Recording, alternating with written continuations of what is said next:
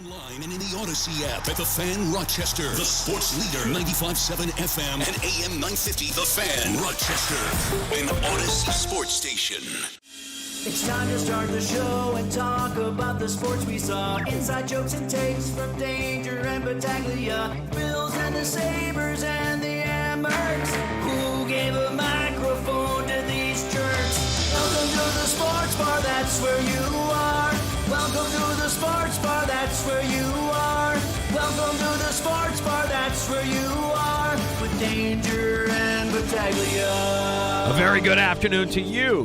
Welcome on into the sports bar. Danger Battaglia, glad you are with us. Thanks for spending your afternoon with us here at 95.7 FM, AM 950, the Odyssey iHeartRadio tune-in apps, and also our live stream on Twitch and on our YouTube channel at The Fan Rochester. I am Danger.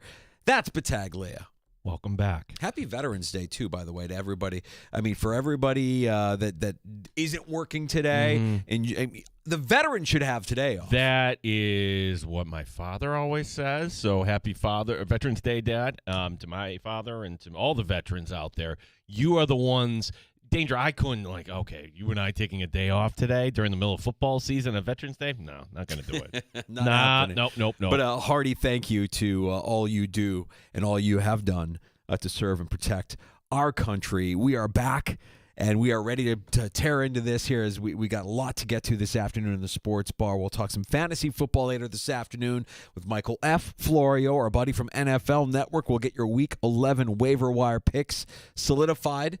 We'll talk some Amherst hockey with head coach Mike Leone. He stops by the sports bar in the 4 o'clock hour as well. Later this hour, from the Syracuse Post-Standard covering the Buffalo Bills, Matt Perino stops by. Oh, I'm sure Matt will have some thoughts. There's plenty of meat on the bone because what we were discussing yesterday, Danger, we could take the micro approach. How did the Bills lose to the Dolphins? What about the play calling? What about this? There's also the macro that's going on. Like the mistakes that you go back to the draft, the mistakes of roster management. How does this look going forward? Now, the positive here is if the Bills take care of their business, they're still invited to the party. I'm not going to say they're missing the postseason just yet. However, you want to take the macro approach, I would certainly want to do that with Matt Perino. He's got thoughts here.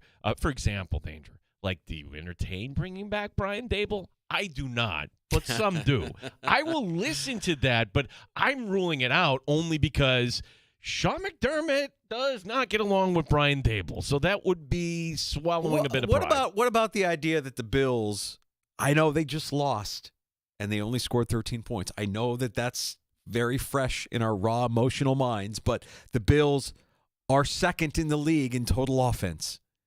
Second in the league in total offense. They are first in the league in rushing. But that's not good enough. We need to make a move. We need to make a change because we don't like the play caller. We don't like the offensive coordinator. I don't know, Gino. Well, I don't think it's people saying fire Brady. Just bring him in as a consultant. I've read. How does that work, bringing in the guy that was your boss as a consultant? Well, he kind of takes over, doesn't he? I mean, if we get to the offseason and Joe Brady gets hired by LSU, let's say. Yeah. All right. There's a vacancy. That's the time to entertain. That's the time to entertain, and there's pros and cons to it, right? It wasn't all great with Daboll. Guess what? It wasn't. So I'm happy that Daboll got an opportunity as a head coach. It didn't work. He's never going to get another job as a head coach in this league. He's going to be an offensive coordinator here on out. I think that's fair to say. Matt Perino, Syracuse Post-Standard, joining us. Also, Shout Podcast joining us at the bottom of the hour. You can join us on the Good Smoke Barbecue and Pub Wingman line. That's 866-4FAN, 866-4326. Award-winning barbecue from Good Smoke Barbecue and Pub at 135 West Commercial Street in ER, goodsmokebbq.com. And, Gino, we've got a couple of live shows before we get to the end of the week here that we should talk about as well. Yes, Thursday. Your weekend should start on Thursday. Everybody nod your head. Yes, yes, yes. Three Heads Brewing. First time we've been there since the draft, Danger. Way overdue. We're out there to celebrate the return of the Rochester Nighthawks. And, boy, this feels a little different. If you're a local lacrosse fan, you know we talked about this over the summer. There was serious questions whether this franchise would even be back. They are, and with the new ownership, better than ever. Players will be there. We'll have Dan Carey, the general manager, on our set, too. So if you're a Nighthawk fan, certainly want to come out. If you love beer, you certainly want to come out. Hey, if you listen to the show and you just want to hang, I will be there after 6. You will be there after 6. We love hanging out with you. Stop out to Three Heads Brewing coming up in the neighborhood of the arts this Thursday. The Nighthawk Hazy IPA is being re-released at Three Heads. So we're looking forward to that. And you mentioned it, a handful of players. GM Dan Carey will be there. Dan Coates, Brent Gillies. We know that a lot of Nighthawks are there. We expect fans to come out, chance to win great Nighthawks prizes, tickets, merch. That's Thursday at Three Heads Brewing in Atlantic Avenue there in the neighborhood of the arts, as you mentioned, Gino. And then Friday, we get ready for Bills and Bucks, our last show of the week. We will be live at Remedy inside the Finger Lakes Gaming and Racetrack. We will be giving great sports takes, and we will be eating. We will be hanging out, and I hope they're going to want us to try different stuff. But if they're going to give us the wonton nachos again, I'm totally fine with that. 3 to 6. I want to share is what I want to do. I want to share them with me. I want more of you to come out to Remedy and share in the food, the bounty that Gino and I have placed before us every Friday that we're there at Remedy. So please, by all means, come out. Enjoy some of the great food there at Remedy. The atmosphere is fantastic. Great place to watch your action in the NFL, and a great place to walk away a winner as well with over 1,100 video gaming machines. That's Remedy inside Finger Lakes Gaming and Racetrack. That's Friday night. We can share a cold one and maybe a win or two. We will be live from 3 until 6. The table is set. Mm-hmm. All right. I'm just trying to picture what that was like for you sitting at Soldier Field watching your team, but I would imagine Soldier Field is like Highmark, where they have the scores and they're flashing them up, and you're probably like 16-0 third quarter. What the hell is happening? Everybody that was looking at the scores around me. Whoa, ooh, that's an upset. Oh, that's shocking. Like nobody saw that one coming. Nobody saw Miami beating Buffalo on Sunday. And I can tell you that the fans that were there to watch the Bears and the Giants, they were all shocked. They were all shocked at that outcome. We didn't see highlights, so I didn't know what got us to 16-0. Now, knowing that the Bills lost, I had the opportunity to do something that not a lot of people do, which is watch the game with zero emotion, which is what I did yesterday during one of our many layovers, one of our many delays, I should say, at O'Hare. And I'm watching the game, knowing the outcome, knowing this didn't go well for the Bills. So what was it? What didn't go well? What about this game went in Miami's favor? And I could say, Gino, the way the game started with the interception and with you had to feel pretty good. Mm-hmm. Defense made some plays. Tua was being Tua, and you felt pretty good. The way the second half even started, long, sustained drive where your offense is having its way. You had to feel pretty good about that. But it's the turnovers, man. I know it's kind of like easy to blame it on the turnovers, but they were costly and they were opportunistic. They were bad times. I mean, like the Tua pick you could view as like, okay, that was just might as well have been a punt. But the Cook fumble, very uncharacteristic and very close. And the Josh Allen red zone pick. I mean, this is now twice in critical times where he's thrown a red zone pick, and that's a hard thing to come back from. You're taking points off the board. Yeah. If you were just looking at the box score, like, oh, Allen, that's a couple of touchdowns you can account for, and he threw for 300 yards, and sure, he had the one interception, he did not play well, Danger. And could you say it's the byproduct of now he's not trusting what he's seeing out there? I will listen to that. I thought NFL Live did a nice breakdown, and I'm sure the guys at Cover One are going to do the same where, hey, Allen is there, and there's so many times where this looks like Josh Allen circa 2019, where he's playing too fast. Just stay in the pocket. Don't roll out. Let the play open up. If you wait another half second, there's Shakir open downfield, but instead he's going to run and throw a jump ball to Keon Coleman. So Josh Allen, not a good game. We could just – and sometimes maybe that's just your day. I go back to what Brandon told me on Thursday, like little warning signs, like what didn't we pick up? And he mentioned to us – and it was like, yeah, all those years the Patriots would come down here and they would kind of fall into the trap. You're in South Beach. The weather's warm. They're not a good team. You're going to take care of business. Yeah. And then you get punched in the mouth. Yeah, I guess. I would just say that if that was true, though, then the Dolphins should win more games at home, which they don't and typically haven't done. I know that's a factor.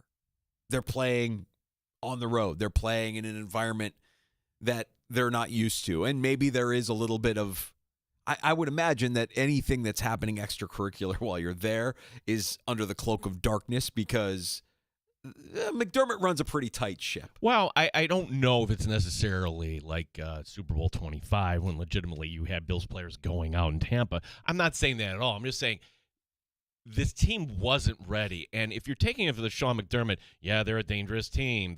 He's not even believing if he's pouring it on that way. Yeah. All McDermott had to say this week was, hey, we were tied with this team in the fourth quarter in our place. As I'm banging on the wall and I knock over the light again, as I did yesterday. Still not over this danger. To me, when the Dolphins drive the first drive, I'm thinking, wow, this is just a continuation of that game September 18th, that the Bills are going to be in for it here today. You get the interception from Bishop right away, you go 3 and out, and then Miami gets a quick touchdown. Not good at all. So, rough afternoon, but we're looking ahead here. You look at the upcoming schedule. That was supposed to be the layup. Tampa Bay, not a layup. Houston, okay, they're showing signs of life, and they really have a good defense. I don't know what to make of Pittsburgh. I can't say that's a layup because, they're going to, play to the level of whoever they're playing. So, Well, you're a 6-win team, and worst case scenario, if you go 500 down the stretch and you end the season with 10 wins, is that enough in the AFC to get you into the postseason? Maybe not. Maybe not. Maybe not. And then when we're doing the show yesterday, like, oh, fantastic. The window's open for Joe Burrow. That's fantastic. Mm-hmm. So, well, I would say to that, yes, while the window for Joe Burrow might open, he might be out there when they have to play the Bengals. When the Bills have to play the Bengals, you still have to play that Cincinnati defense as well. And that's a test. If you're Josh Allen and you can't get over on Cincinnati's defense, then yes, sound the alarms. There is something wrong with 17. So with that being said, are you saying that should be one that you lay up for Buffalo, even though Burrow's back? Okay, we'll chalk that in, pencil it in. You're beating the Jets week 18, and you're not losing to Dylan Gabriel and the Browns. And I know the Browns have this outstanding defense here, but that's one you've got to go get to. That gets you to 9. This team is going to get to 11. It's just going to be the pathway that none of us envisioned and none of us hoped for, that I think we're all kind of settling in like, okay, the division, even you might get that game against the Patriots, a lot would have to happen in order for you to get that division. This team could be a wild card team. Yeah, it's below what we expected going into the season. I think we were all hoping for a 1 seed out of this Bills team, and the way they played week 1, that comeback from Baltimore, you're thinking this might be magical. This could be a season to remember. But they have shown defensively the inability to stop the run with near consistency. I mean, any back worth their weight in gold has been able to run on the Buffalo Bills from week 1 and beyond. Well, we talked to Nate Geary yesterday and Chris Trapasso, and it's setting up for something interesting. Meaning, okay, Shaq Thompson not available. What do? Because he's been better than Terrell Bernard. Dorian Williams has been better than Matt Milano. Matt Milano hasn't been available, but Milano and Bernard were rather invisible in that Dolphin game. Would you actually bench your captain or a soft bench or something? Shaq Thompson should be the middle linebacker for this team. The other thing that Gary brought up yesterday, Danger, while you're out, you had Christian Benford dressed, but you didn't play him. You didn't go with Taron Johnson. You went with Cam Lewis. And we all like Cam Lewis, but, hey, Cam Lewis, still a 16-6 game at that. You've got to make that tackle. That's the play design there, and you just can't wrap up and out the door. Taron Johnson makes that tackle. So the question is load management. Did the Bills kind of go a little too far with this? Because if that were a playoff game, I'm thinking Benford would have been out there. If that were a playoff game, I'm thinking Taron Johnson would have been out there too. Epineza was sorely missed too. And then Landon Jackson, although he's not out for the year, and okay, that didn't go the Bills' way either. No, it didn't. And just as a follow-up, yeah, he's week to week now. So is Dalton Kincaid with that hamstring injury. And, boy, losing Kincaid, he was having himself another nice afternoon before he left that game. That's tough. I mean, Allen is going to have to learn how to trust what his eyes are showing him, and his receivers are going to have to do a better job of getting separation. But Allen's throws primarily in the middle of the field, and Kincaid has been the main benefactor of that. Yeah, and I don't know where we are with Palmer, getting him back. Who knew that number 5 was just going to be so vital to this passing attack? And we got we'll see from Sean McDermott, hey, is this the week that you elevate Gabe Davis? Isn't it kind of nutty to think that one of the hopes for kind of revitalizing the Bills' passing attack is a guy that nobody wanted? You're bringing back? Gabe Davis is going to take away snaps from Keon Coleman. I would just want to say, I would want to see how Davis is feeling. How injured was he when he left Jacksonville? Because, he's just now starting to practice again and get back into shape. And was that the main reason why teams weren't giving him a look? Because they knew he was going to be out. He was going to continue to be out. He wasn't going to be available. I don't have high hopes for Gabe Davis if he does return, when he does return. Palmer is somebody that I still want to see out there. Seeing Palmer out there, I think, gives me a little bit of confidence that there might be something there. Shakir's fine, but you're completely dependent on yards after catch. I mean, he's not a field stretcher. He can get open, though. The thing I want to say about Shakir is this. The number one primary target for the wide receiver position should not be Keon Coleman. I'm sorry. What do you see from Shakir? You see tunnel screens. That's about it. What happened to slants and other fun things that sending Shakir down the field? He can run other routes too for this team. I would like to see that. Palmer, hey, that Baltimore comeback, he ran the deep out. Josh put it on. That was a play that gave the Buffalo Bills a win. Palmer can do things for this offense. Palmer can separate. Yeah. That was the positive on him when they received him in free agency, is that he is somebody that can separate. We just haven't seen enough of him on the field to know just how much he can separate. So, doesn't get easier. Tampa is going to be licking their wounds after losing to New England, and we'll have that game for you here coming up on Sunday on the Fan Rochester. Oh, and by the way, you wanted to know what it was like at Soldier Field watching the scores tick throughout the course of the afternoon before kickoff on Sunday. That was me in the mezzanine at Soldier Field, sweating as the Germany game went to overtime with the Indianapolis Colts. I was following that, but they were losing to the Falcons. I'm sorry. I know you were sweating. When Jonathan Taylor does what Jonathan Taylor was doing in that game, hard to imagine that they were going to lose. But that's Survivor football, isn't it? It comes down to the wire. Right. You are going to, now that you're mid-November. Congratulations, Danger. You, my friend, are on to, what week are we on now? 11. 11. This is an easy one. I'm going to let you. You are the one who picks it coming up at 4:00. But we collaborate on this. We collaborate. We share ideas. We're a collaborative unit here in the sports bar. I think it is an easy one too. I'm not going to try and overthink it. There are a couple things here to consider, but we will give you a Week 11 Survive and Advance pick coming up here just after 4:00 as well. And hopefully it's not one that you have to sweat through like I did on Sunday morning. Oh, my God. Are they going to lose to the Falcons? They're down in the fourth quarter to the Falcons in Germany. Mein Hut der hat Dreiecken. They pulled it off. So there you have it. great show lined up for you. We'll talk some fantasy football with Florio coming up in the 4 o'clock hour.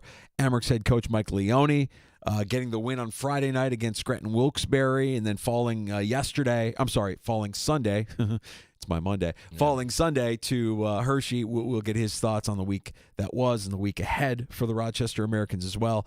And joining us next, do we get a status report on Perino? Is he on the injury report again this week? I do not know. I would assume he's going to be covering the game this week.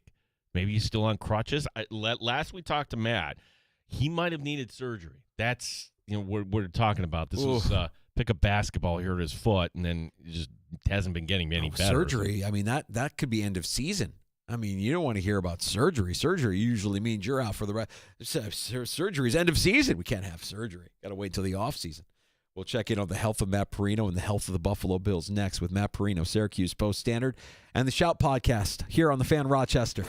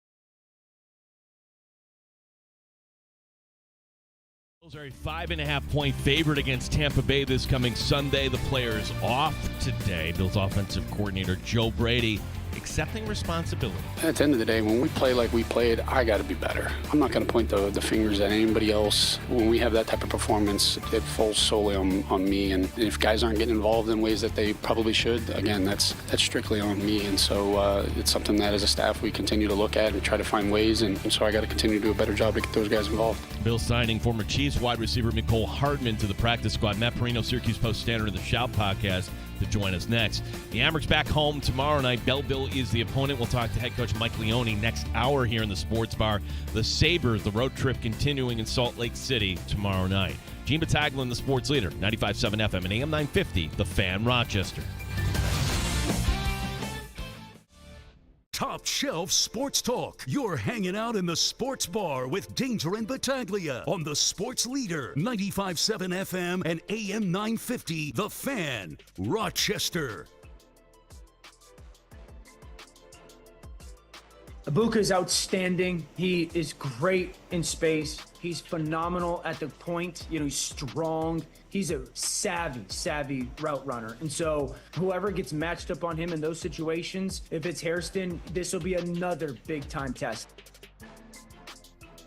Here's ESPN's Dan Orlovsky. One of the many weapons that the Bills are going to have to defend against coming up here on Sunday against Tampa Bay in rookie wide receiver Emeka Ibuka. That was from earlier today on One Bills Live. Packed show for you this afternoon with Michael F. Florio from NFL Network joining us next hour. Michael Leone, head coach of the Rochester Americans, stopping by as well.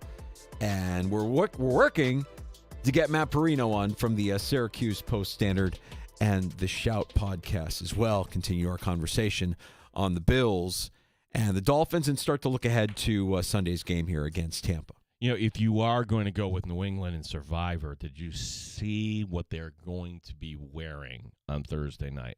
They call them Nor'easter. This is their, how the Bills had their version of their City Connects, whatever they call it, the rivalry uniform. Yeah. Yeah, this is pretty hot, in my opinion, going with the white helmets, white pants, and it's kind of an off blue there for the Patriots. Oh, okay. Yeah. They're not losing in those uniforms, so. Well, I guess that settles it then. Yeah. So New England getting Week 11 underway against the Jets coming up here on Thursday night. And who says they can lose when they're looking as good as they're going to look in their rivalry uniforms? Mm. So the Bills rivalry uniforms, just based on the outcome of the game that they wore, then we can go ahead and fire those into the sun, I think. I know that many of you will don it proudly, and it's a good-looking uni, but now every time the talk of the rivalry uniform comes up, I'm going to think about that ugly loss from earlier this year where they wore them for the first time, and we were all kind of like, well, that was not something we expected to happen. That was not the outcome we were looking for. But we'll see what New England looks like here, and we'll give our official Week 11 Survive in Advance pick coming up here in just a few minutes here, as I believe we have Matt Perino coming through. We'll get to Matt Perino here in a little bit, and remind you once again, this week, the Sports Bar on the road, Thursday and Friday. You can join us live, as Thursday will be at Three Heads Brewing on Atlantic Avenue for the re-release of the Nighthawk Hazy IPA, and the Rochester Nighthawks in attendance. And then Friday, we take the show on the road to Remedy inside Finger Lakes Gaming and Racetrack as we get ready for Bills and Bucks. Matt Perino standing by, and the world is waiting. Matt, surgery we heard might be on the table for you. We don't have to talk about exactly what's going on, but we're worried about your health, and we know that usually when surgery is involved, that's almost always a season-ending injury. Matt, how are you feeling, first and foremost? I don't know. I don't think it'll be surgery. I got an MRI tomorrow. We'll see if there's, anything broken that might affect the PT, but I've been able to walk around on it a little bit, again, the last couple of days. So I think it's getting better. Positive developments. We've turned a corner. These are positive developments. That's good. Now, we look back to Sunday's game, Matt, and I know yesterday Gino played a lot of blame assessment. When you look at the outcome of the game, I hate to distill it down as simply as just turning the ball over the way the Bills did is going to result in that outcome. What did your eyes see on Sunday? I think my eyes saw a team on both sides of the ball that came out and for the most part wasn't ready to play. I think you come out and you get that turnover on the first drive and you get excited about that from a defensive perspective, considering all the injuries that they had. But on that second drive, it just felt like the Dolphins felt no qualms about running at the Bills, systematically going down the field, and it just felt like that 90-plus yard drive was destined to score. And if they're not turning the ball over with some of the players that are out now, it's an issue. But, the big thing coming out of that game, we talk about the defensive deficiencies, we could talk about the tackling. Those are all, storylines that have been omnipresent since the beginning of the season. But what's happening with this passing game right now and the pressure that I feel like is on Joe Brady has escalated over the last couple of days. And, we got a chance to talk to him yesterday, and it felt like he was saying different things, right? Like he first came out and said, I wish I would have passed the ball earlier in the game. And then he came back and said later that they have to establish James Cook, and they didn't do a good enough job of establishing the run early in the game. And it's like, well, what is it? What exactly would you have liked to have done differently? I pressed him a little bit on the fact that this is a defense in Miami that's bad by all metrics. They just traded Jalen Phillips. They don't have Chop Robinson, their top edge rusher. I know Bradley Chubb's really good too. Rasul Douglas is out, their top cornerback. And the excuse is that they had a bunch of new players, and they weren't really ready for how the Dolphins defended them. I think that's concerning. I think to go on the road against a divisional opponent, I get there were some new pieces, but this wasn't a new defensive coordinator. It was the same guy that ran the defense when they played him about a month ago. So I think there's serious concerns right now with what's going on in this offense, the heat that this wide receiver room has taken, the way that it's been built. And the problem for the Bills is the injuries are mounting in a way that it feels like there's no relief. You lose Ed Oliver, then you lose Michael Hoyt. You had Josh Palmer out already, and you felt what that's like. And now that he's about to maybe come back, Dalton Kincaid's going to be out. So it's not only they have problems that they got to try to find out a way to fix, they have to fix it while not having the players probably necessary to fixing it. Matt, we could talk about the offense, certainly. We could talk about the defense, but you brought up the injuries, and there have been a lot of them. And there's another soft tissue injury for Kincaid. Are we questioning the new strength and conditioning coach here for the Bills? Is that an area that is concerning right now, or is this just, hey, these things happen? What are your thoughts on the job that Greenberg is doing as the strength and conditioning coach? I mean, of course, when you have this amount of injuries, you have to take a long look at your operation and how it's working. The guy that they moved on from, Eric Ciano, last year, this feels a lot like the Heath Farwell to Matthew Smiley move, right? A couple of years ago, they ended up firing Matthew Smiley. Farwell left, right? But it felt like in the wake of the 13 seconds, there was some. If he wasn't going to leave, the Bills might have moved on from him. And, you move on from Ciano. You weren't happy with the injury situation last year. And now you look at what's going on this season, and it's just relentless how many injuries they've had to deal with throughout the season. So, of course, you have to look at the operation. I get all that.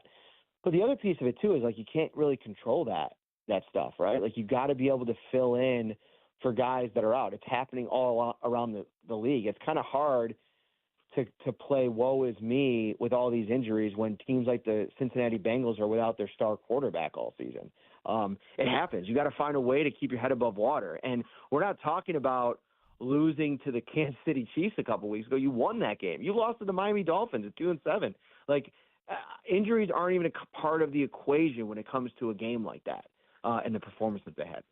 I want to go back to the offense, Matt, because we're being critical of an offense that right now is second in the NFL in total offense, first in rushing, sixth in scoring.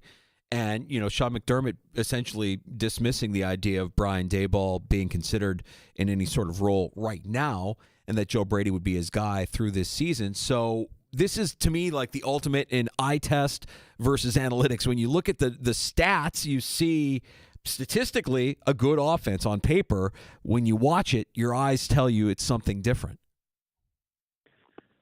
Yeah, and I think it's more so like how do they pivot in games when teams have answers for what they do well. And this year, through the first 9 games, what they've done better than almost any other team is run the ball. And so you saw that when that was taken away against the Dolphins, it almost felt like panic time. Like they didn't have a plan, and they didn't even adjust to a plan to be able to attack through the air. Now, Josh Allen finished with 300 yards passing, but let's be honest, most of that came in garbage time, as it felt like Miami was just trying to safeguard against any big plays, a lot of the, short area stuff. And I know Keon Coleman had the touchdown, but it felt hard in the passing game for a while. And I don't know how much of that is a result of hubris because of how well they've been at running the ball, and maybe the same attention hasn't been spent on really being hard to deal with as a passing offense as well, because the identity is the run game. And I mentioned it a couple of times. Like in the early part of practice, we get to watch as they go through individual drills. And in my entire time covering the Bills, and I've been here for all but one of the years of Sean McDermott, I've never seen wide receivers in individual drills, and maybe I missed it at some point, but it's not been very common, doing like run blocking drills. Like that's usually the tight ends are doing that stuff, right? Like in a portion of their individual stuff, aside from the catching passes. We don't get to see a portion of practice where the wide receivers are going one-on-one against the corners. We got to see that early on in the Sean McDermott era. And I don't know if they moved that to a different part of practice, but we don't get to see that happening.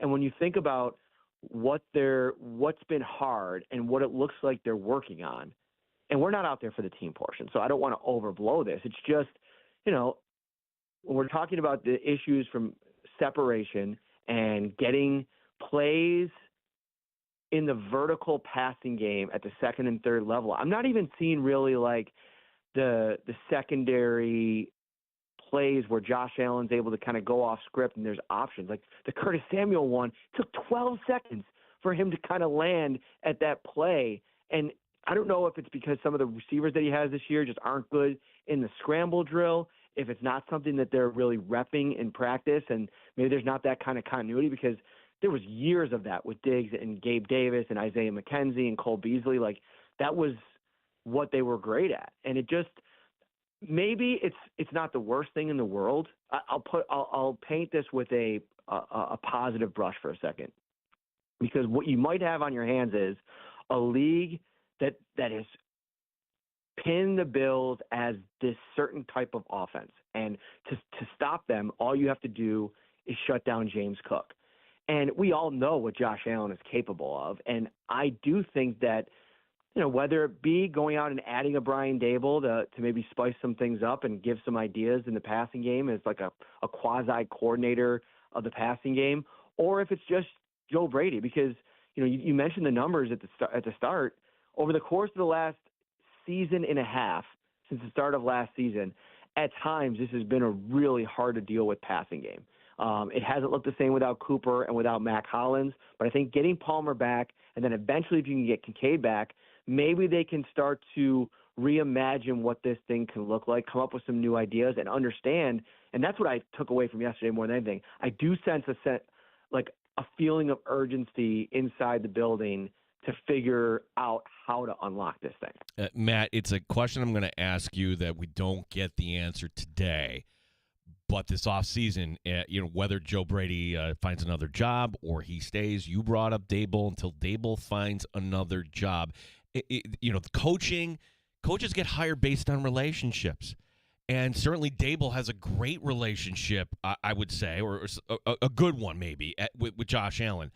I get the impression he has zero relationship right now with Sean McDermott after 13 seconds. So how does that all kind of work here? I don't disagree with you. It's something that is worth considering, but is it actually realistic if McDermott doesn't have this relationship with Dable anymore?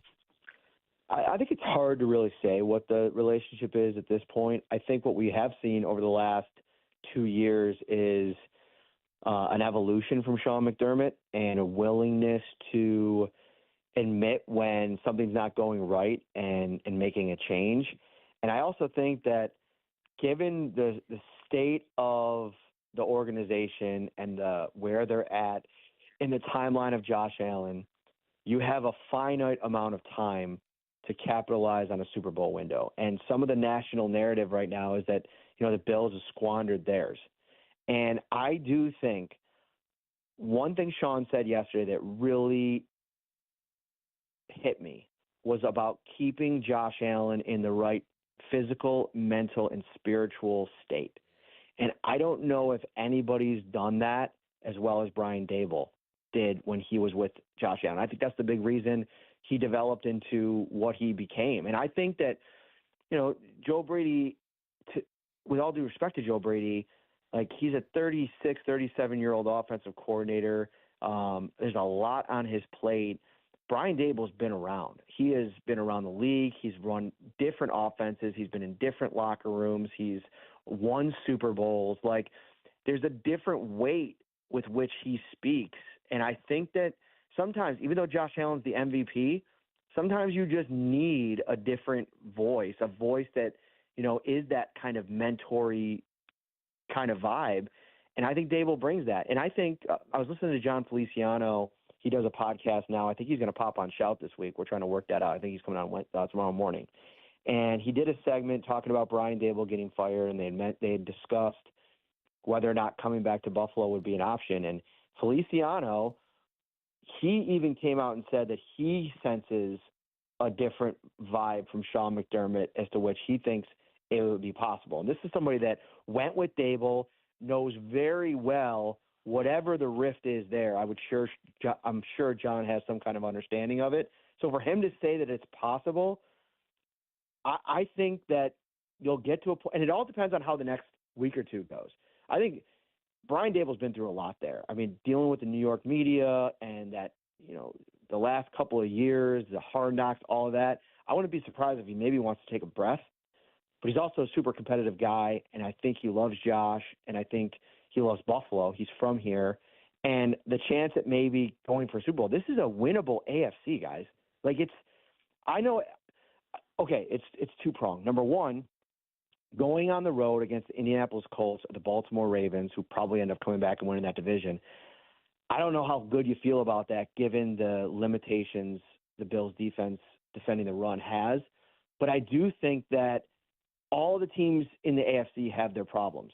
And I think we've seen the Colts kind of come back to life a little bit. And the Patriots, we'll see. I mean, they haven't really played anybody. The Bucs, fine. That was a really good win. But I almost felt like, the Bucs just needed to kind of come back and put that game away. It felt like the Pats wanted to let them win it. So we'll see how they do in December. We'll figure that all out. But I think the selling point here to the reunion is there's an opportunity. There is love there between multiple parties. And I even think that there's probably a little love between Dable and McDermott, that they had a lot of good times together. And I think maybe running that back in some type of advisor role wouldn't be the worst thing.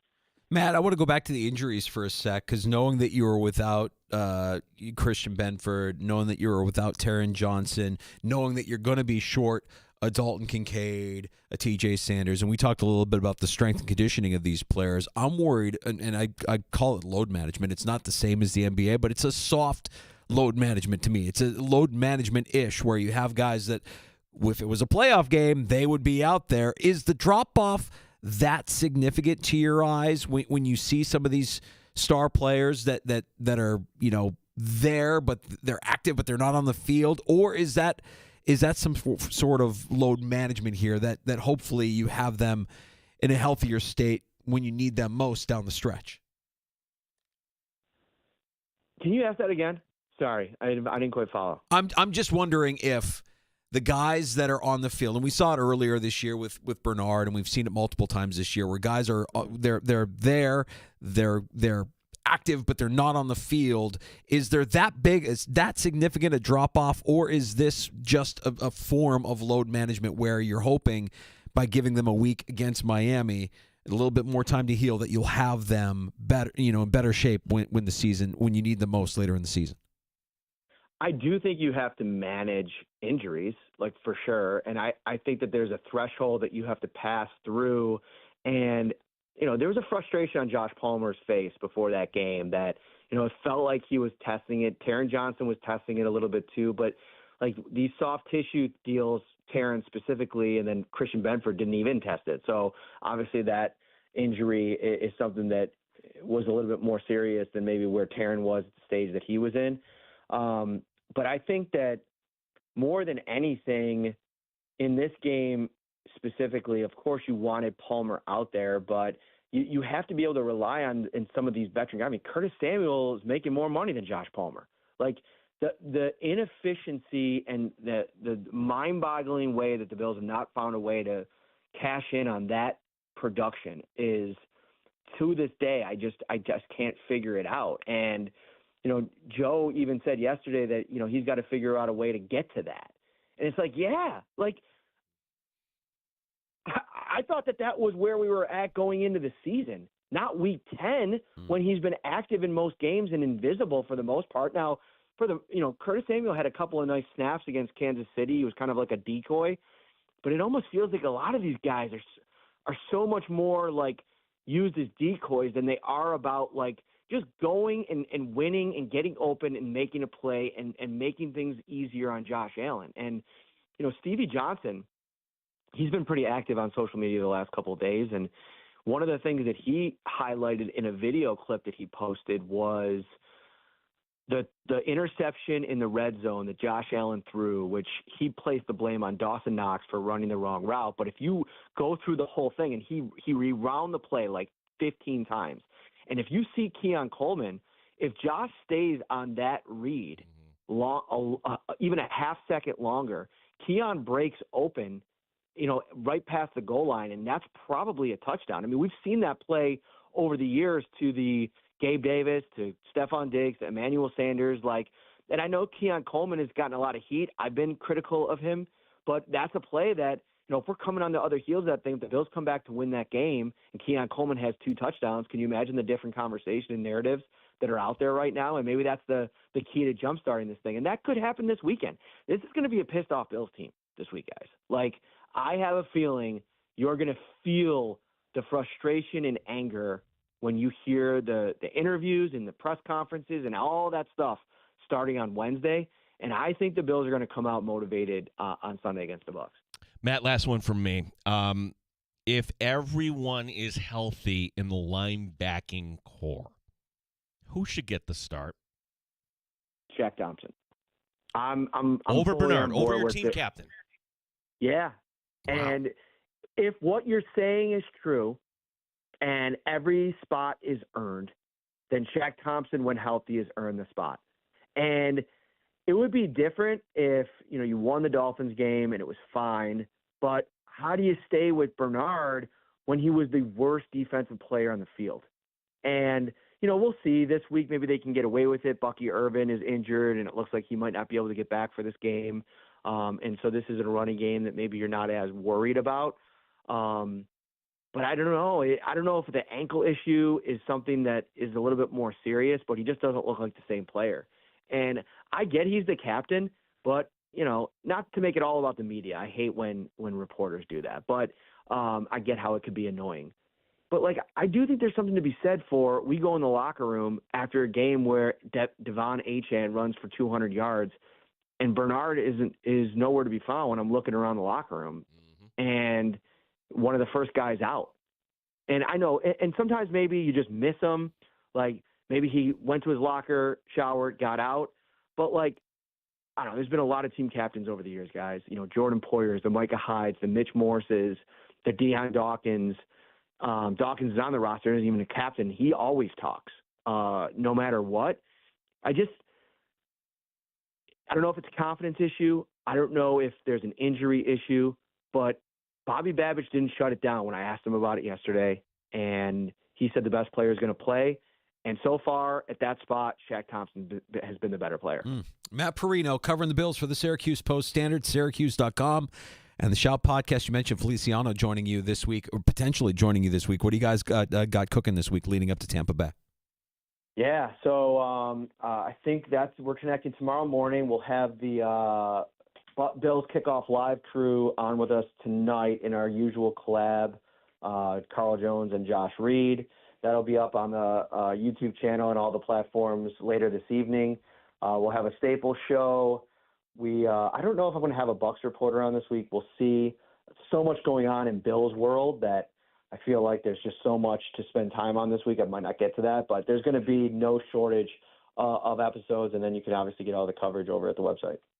Fantastic stuff. Always appreciate the time, Matt, and we'll see you at the stadium on Sunday. We'll check out certainly the pod here this week leading up to it.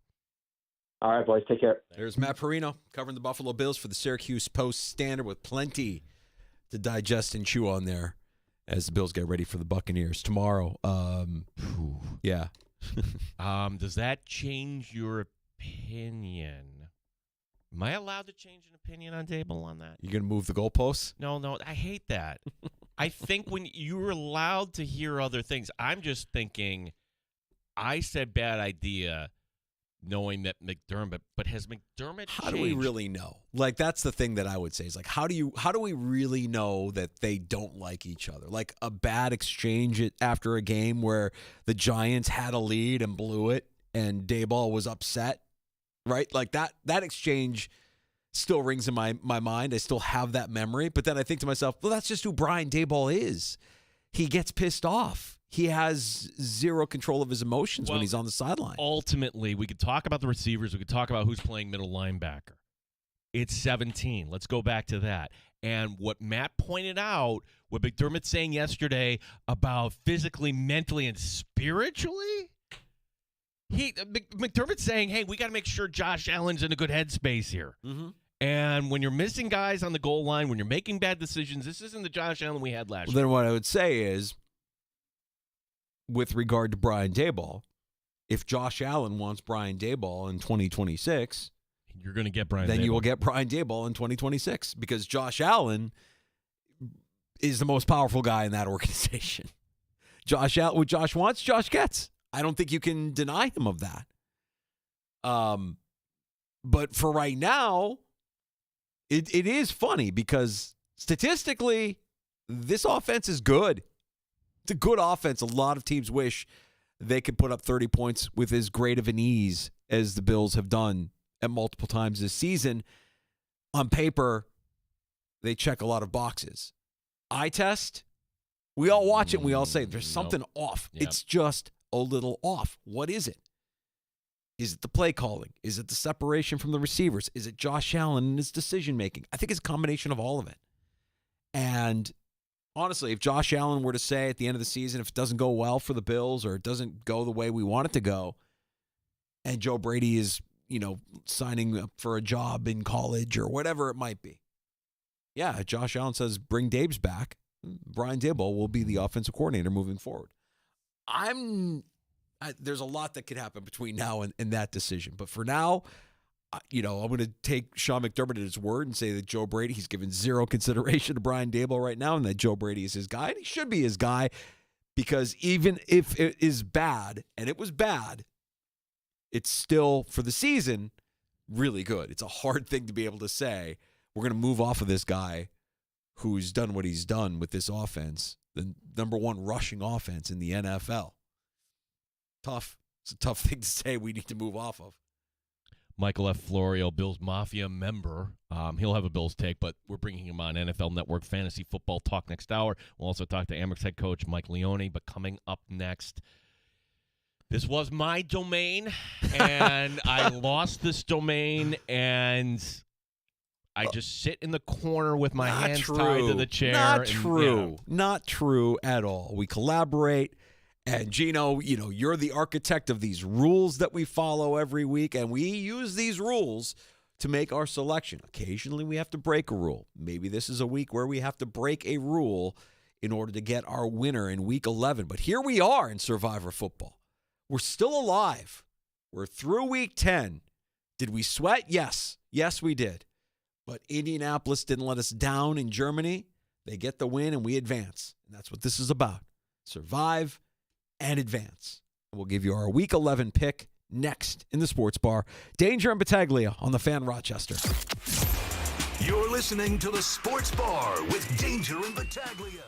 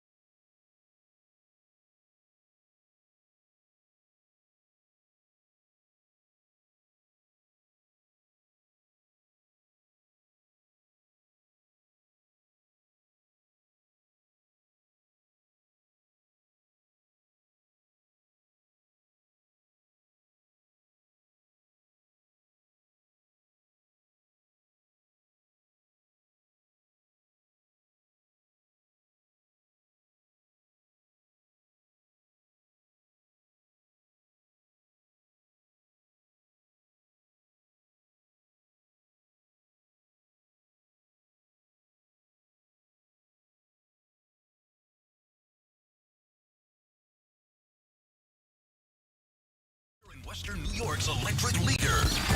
This is The Fan Rochester. The sports leader, 95.7 FM and AM 950, The Fan Rochester. WROC AM, WBEE HD2, and W239BF Rochester. The sports leader, 95.7 FM and AM 950, The Fan Rochester.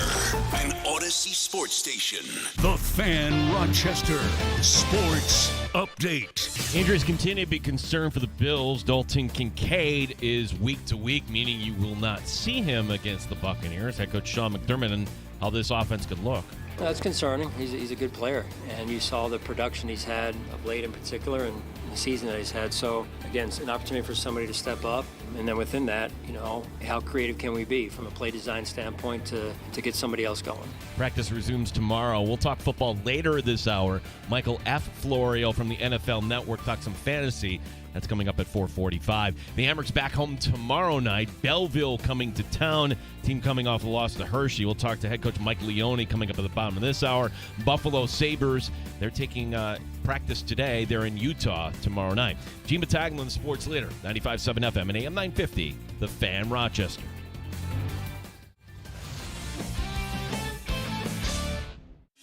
It's time to start the show and talk about the sports we saw. Inside jokes and takes from Danger and Battaglia. Bills and the Sabres and the Amherst. Who gave a microphone to these jerks? Welcome to the sports bar, that's where you are. Welcome to the sports bar, that's where you are. Welcome to the sports bar, that's where you are. With Danger and Battaglia.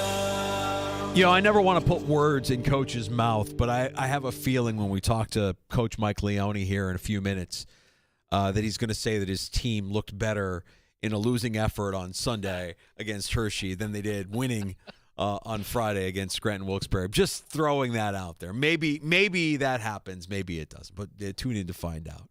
We had that from our IT head coach, Matt Thomas, our first period. They looked bad.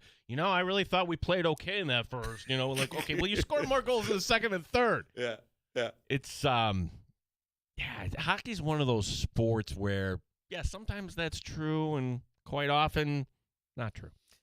We got to get to Survive and Advance here in the sports bar. As we mentioned, Mike Leone, Amherst head coach, will be joining us here right around 4:25 before 5 o'clock in Happy Hour. We'll also talk some fantasy with Michael F. Florio from NFL Network. We'll get your Week 11 waiver wire targets solidified. But first, this is it, man. Week 11, it's here, and we're still going. I say we. I don't say me, Gene. I'm not about this is about me. This is about us.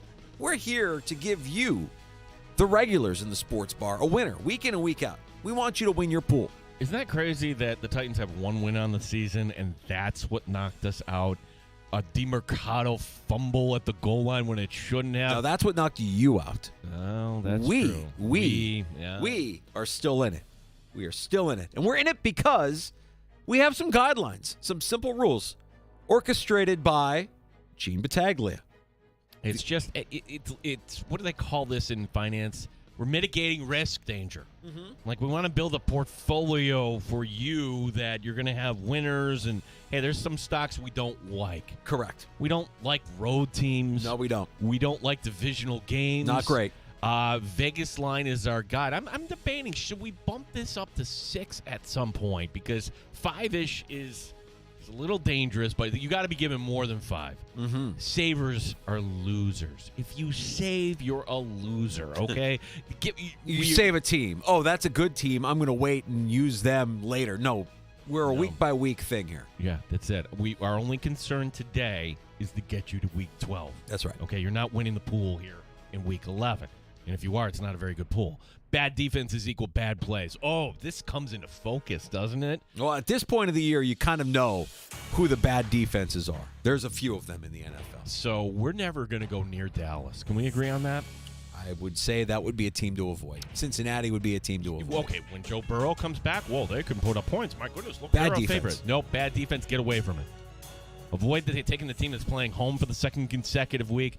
Danger, no shame in picking against the bad team week after week, although that really hasn't played out this year so much.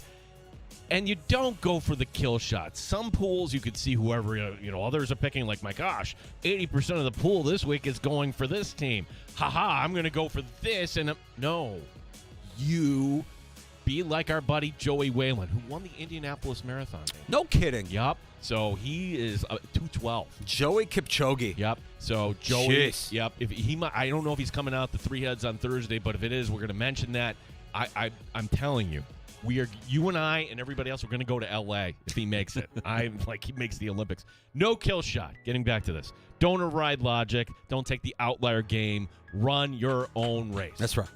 All right. So here are the teams that we can't choose because they have gotten us to this point. One team, 1 week. Denver week 1, Baltimore week 2. Tampa, Buffalo, week 3 and 4. So we can't even look at the Buffalo Bills and the Tampa Bay Buccaneers this week. We're not going to look at that game at all. Detroit, Green Bay, Chicago, Kansas City, the LA Rams, and last week from Germany, Indianapolis gave us a sweat. Tampa gave us a pretty good sweat in week 3. Remember they were down to the Jets. It came down. That was the game where Aaron Glenn was doing his high step on the sideline. Thought they won the game, and Tampa came back and won. Right. That was probably the biggest sweat so far. That was a big sweat. Last week was a big sweat in Germany, but Indianapolis gets us to week 11. We start by crossing off every divisional game, and there's a lot of divisional games in week 11. Jets, Patriots, and Foxborough on Thursday night. We're going to put a pin in that one. Bears, Vikings, cross it off. Vikings are 3.5-point favorites at home. It's too close. Same with the Bengals and Steelers. Pittsburgh giving 5.5. Do you trust Pittsburgh at all? Especially in this spot against a division opponent? I don't. No, wait a second. Do we trust Pittsburgh ever? No. Texans, Titans, where Houston is a 6.5-point road favorite. Big win against Jacksonville and come from behind fashion. It is the terrible Titans. It is a road game for the Texans. It is the divisional game, and it's 6.5 points. I think we can find better. Panthers, Falcons have Atlanta as only a 3.5-point favorite at home. Interesting. Mm-hmm. What are the Panthers? I don't know. We don't need to worry about this game. Cross it off. Crossing it off. We've got the Seahawks and Rams. Oh, good game. Real tight. LA favored by 2.5. Niners, Cardinals. San Fran is a 2.5-point favorite on the road. We're not looking at either of those divisional games. Ravens, Browns. We took Baltimore week 2. We're not looking Cleveland's way here, even though they typically play Baltimore tough at home. There are better options. Chiefs, Broncos. We took both of those teams already. We can't even look at that game if we wanted to. Road favorites. We're going to cross the road favorites off of our list. Monday night, you mentioned it, Dallas. They're favored by 3.5 in Vegas. Bad defenses or bad plays. We're not taking the bait. We're not going with Dallas on Monday night. Packers are road favorites against the Giants.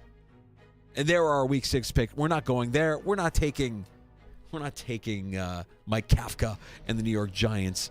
The Chargers are giving Jacksonville 2.5. Too close. Don't love that either. Small favorites? How about Miami? They're actually a 2.5-point favorite against Washington. That's the Madrid game on Sunday morning. We sweated out last week in the international game. We're not going back to that well. And my motherland is crying that this is our offering to them. Miami and Washington, yuck. It leaves us with nothing. Well, it was fun. Nice while it lasted. What, we just forfeiting? Yeah, Nope. We're not making a pick. Nope. We have nothing left. Unless we want to break a rule, unless we want to use Vegas as our guide and break a rule for divisional games, because in the week 11 slate, Gino, there is only one double-digit spread. And if the Jets beat the Patriots on a short week without Garrett Wilson, we'll just know that this wasn't our year for Survivor football, man. Vrabel is a better coach than Aaron Glenn. May is a better quarterback than Fields. I don't like picking this team, but this is about Survivor football. We're putting our personal preferences aside here. And I'm not even going to evoke the time that this team let us down so many years ago. That was also on a Thursday night, Danger. The boring Kansas City Chiefs came in and beat the New England Patriots as they were opening their season. Nah, I don't see it happening. Patriots, your week 11 winner. Book it now. Then you can enjoy your weekend and thank us on Friday. It's the Thursday night game, and we're going to enjoy the weekend stress-free without the worry or the sweat of Survivor football. The Patriots in Week 11. I'll drink to that. Oh, Yeah, I would. yeah. We will drink to that. I don't like it. I don't like picking the Patriots for anything. I don't like rooting for the Patriots for anything. But I don't see a way that a 12.5-point favorite. They're at home. It's Thursday night. They're playing really good. Vrabel's got them. This game feels too easy. No, and do we trust the Texans? That's the only other one you could violate, but that violates two rules. Who's playing quarterback for Houston? Do we know? The neck. Yeah. Neck let him know. Yeah. I don't like it. I feel like this is a clear-cut pick like we had a couple of weeks ago with the Rams, where it's like, okay, if they're as good as everybody says they are, they should have zero issues with the New York Jets on Thursday night. This is the remainder of the Patriots schedule. And again, don't save based on the Patriots, but they get the bye after this. And then the 23rd, before Thanksgiving, you're suiting up against Cincinnati. Okay. Then you get the Giants, okay, at home. The Bills game, Ravens, at Jets, home against the Dolphins. Maybe 1 or 2 losses on that. You're hoping that Joe Burrow can do some magic. You need a stumble. You need New England to stumble if you want to win the division, if you're the Bills. No, it's get ready for the Bills in Denver or the Bills in Baltimore or wherever the road takes them as a wild card. Yeah, not ideal, not what we envisioned at the start of the season. Not great, Bob. But it's the NFL, man. Nobody had the Dolphins doing what they did to the Bills on Sunday. Nobody. It's the NFL. You just never know. Mike Leone, Amerks head coach, joining us here in a few. And we'll do some fantasy football talk as well with Michael F. Flory if we have a second here, Gino. Maybe who's hot and who's cold? Well, who's cold, and this just came across, this is the breaking news in the sports bar, although it's not. If you're a fantasy player, that's a real bummer because I spent a 4th-round pick on this guy, Travis Hunter. Originally, they said, oh, yeah, it's just the rehab it. Nope. He's having surgery. His season is over. That's kind of a bummer. Mm-hmm. Yeah, he was your IDP cheat code there. If you're in an IDP league and he's listed as a offensive player and a corner, you could use him in that slot depending on your league settings. And who's hot? How about Jonathan Taylor? 3 rushing touchdowns, 244 yards on the ground, and to top it off, you get the 3 receptions. But be advised, if you haven't looked ahead, Colts are on the bye. So you're going to have to figure something out. I mean, if you are a fantasy manager who somehow drafted both Jonathan Taylor and Jackson Smith and Jigba, congratulations on your championship. You won your league on draft night. And if that's you, it's pure luck. I mean, nobody had Taylor doing what he did this year. Nobody had Taylor being what he was. Some people believed in JSN, but not to the point where he's the number 1 guy. Travion Henderson tore apart the Buccaneer defense. 147 yards on the ground, 2 rushing TDs. Like what fast. What Matt Perino suggested, a pissed-off Bills team against Tampa. We haven't quite turned the page yet to the Buccaneers here, Danger. Mm-hmm. But I think there's a lot to like for Buffalo in this matchup. Who's hot and who's cold in fantasy football is presented by Heat and Cool. That's cool with a K. Why a K? Because it's cool. Because it's cool. And we'll talk more fantasy football and your waiver wire, week 11 pickups in the waiver wire with Michael F. Florio from NFL Network. I'm sure he'll have a Bills take or two. He was pissed off last time we spoke with him. Trade deadline, Bills were static. Didn't happen. I mean, can we piece this together? If Brandon Beane knew that the Waddle deal wasn't going to come to fruition, that perhaps, all right, maybe I will give a 3rd-round pick here for Rashid Shaheed of New Orleans. Again, I would love to tell you that I know what these guys are thinking when they're making these deals or trying to make these deals. I mean, with Shaheed, maybe they knew something about him that they just didn't like. Oh, he wouldn't be a fit in our locker room or whatever it might be, right? Like those things all come into play. And we make it set. We I'll give Bean this. It isn't fantasy football. Like it's real life and it's real equity and it's draft picks and it's team chemistry and it's fit and it's all of that. It's not easy. It's not as easy as you know, emailing your buddy, or in the case of my daughter, sending a LinkedIn message asking for a trade request and having it come to fruition. It's not that easy to make a trade. I think it's a move. I think if you want to be a professional fantasy football GM, you send a direct message on LinkedIn and, you know, maybe talk it over a coffee meeting. What, just hire a biplane? Mike Danger, return my message. Like what other? Or go to an Hammer game. Yo, here, happy birthday, Mike Danger. Will you give me Roma Dunze? Sure, they Roma Dunze for Drake London. Let's make a deal. Mike Leone, Rochester Americans head coach. We'll recap the week that was, and we'll look ahead to this week's action as the Amerks get set to return to the Blue Cross Arena here coming up tomorrow night. Belleville, the opponent. We'll get his take on the win Friday night against Wilkes-Barre and also the loss on the road on Sunday to Hershey. That's Mike Leone, Rochester Amerks head coach, next on The Fan Rochester.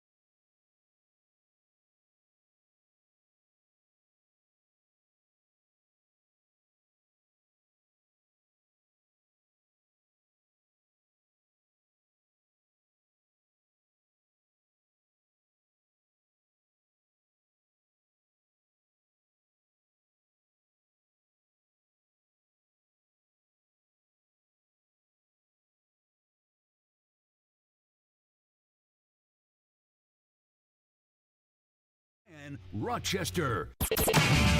This is your daily fix of real sports talk. From Maggie and Perloff in the morning to the sports bar in the afternoon. Takes that hit different. The Fan Rochester. The Fan Rochester Sports Update. Bills are 5.5-point favorite against Tampa Bay this coming Sunday. Players are off today. We'll hear more about the injury report coming up tomorrow. Bills offensive coordinator Joe Brady accepting responsibility. At the end of the day, when we play like we played, I got to be better. I'm not going to point the fingers at anybody else. When we have that type of performance, it falls solely on me. And if guys aren't getting involved in ways that they probably should, again, that's strictly on me. And so it's something that as a staff we continue to look at and try to find ways. And so I got to continue to do a better job to get those guys involved. Michael F. Florio from the NFL Network to join us later this hour. The Amerks back home tomorrow night coming off that loss in Hershey. Belleville is the opponent. We'll talk to head coach Mike Leone next year in the Sports Bar. Sabres road trip continues tomorrow night in Salt Lake City. Gene Battaglia, the sports leader, 95.7 FM and AM 950, The Fan Rochester. The beer is cold and the wings are hot. You're in the Sports Bar with Danger and Battaglia on the Sports Leader, 95.7 FM and AM 950, The Fan Rochester. Rochester Americans return home tomorrow night for a tilt with the Belleville Senators. Every week at this time, we welcome in head coach Mike Leone, your proud home of Rochester Americans hockey, The Fan Rochester. And coach, I'm not going to put words in your mouth, but if we've been doing these conversations, week in and week out during the season for the last couple of years, and I want to kind of believe that we've gotten to know you a little bit. And if I know you, then I would say you're probably going to tell us when we ask you about your effort on Friday night into Sunday that you preferred the effort in a losing effort Sunday night to Hershey over the win against Wilkes-Barre Scranton on Friday. Welcome back into the Sports Bar, bud. Hey, how you guys doing? You know what? I actually, Sunday's game was, it was a weird game. There wasn't a lot there. Both teams defended really well. There wasn't a lot of offense. I think the shots were 23-21. It was one we probably want back where we got to get to overtime. We made one really bad mistake in the neutral zone, and they ended up scoring in the halfway through the third period. But I thought, the game in Wilkes was a huge game for our group. That's a really good team, and we got out to a lead. They kind of, came back, but I like how we pushed in the third, and I thought the last, probably 7-8 minutes of the third period is what you want it to look like when you have a lead late in the game. And there's a lot of guys that haven't played in our league before that are really stepping up, that are getting opportunities, that haven't played before really, and guys have done a really good job. I would say Sunday we're probably a little tax, only going 11 forwards and 7D. It was good I know we go on the road really soon, but it's good to have a home game where guys get back home, get settled in, and be ready to go for tomorrow night. Yeah, how do you view this stretch? Because not only you get Belleville, that's the only home opponent, but then you're going out to Connecticut for two. You get the Hartford, on Saturday or Friday, Bridgeport to follow, and all three of these teams, Coach, below the 500 mark. So, what is your expectation entering a week where you're going to see two teams here in Hartford and Bridgeport in particular for the first time? Yeah, we've been on, our first 12 out of 17 are on the road. We've been playing a lot on the road. Anytime you play on the road, it's, you don't get matchups. You just got to go out there and play. I would say a little bit those teams are, when you look at their division, I would say probably Providence and Wilkes are, you could argue that, two of the top 5 teams in the league, and those teams have to go through those teams. So I would say it's a little bit like their record is probably better than what it says. Teams that have new coaching staffs play really hard. And then anytime you go on the road, they're difficult games, but I think it's really important that, we keep trying to find ways to win hockey games. I think our staff is really proud of where we're at as a group, just with how many guys have missed games for us, how many guys are out. Last weekend, fortunately, no one got hurt, but we were at the number of 11 forwards playing 7D. And we've been able to manage, like, if I'm more of the segments and to worry about the process of where we're at in the segment. And, we're at the top of our division with 2 other teams and with a lot of guys out of the lineup. So the guys have done a really good job of finding ways to win hockey games. And it's a lot of guys really that haven't played in the league before, either first or second year guys. And I think we've done a lot better in a short amount of time. And we just have to keep getting better on this important run we're on. Mike, you mentioned no injuries to report from last weekend, which is great news. What would you say the overall health of the team is right now? We're good. The exciting news is Carson Meyer will be back in the lineup Wednesday night. So, he missed a long time with a lower body injury. So he'll be back in the lineup Wednesday. So that'll be really good for our group. A veteran player. He's played in the NHL. He's been a really good player in the AHL, and we're excited to get him some leadership in the room. Just an older player that is played in the league for a while, so we're excited to get him back. But everyone else is good to go. Tell us a little bit about Trevor Kuntar. He scored 3 goals last 2 games, helping your team out here. Player that was in Providence last year, didn't know too much about. So where does he fit in on your team right now? How's he doing? Yeah, right now, arguably, he's probably, consistently, he's been probably our best forward night in, night out. I knew about the player before, really followed his career. If you look at his past, he scored in junior hockey. He was one of the best players in the USHL.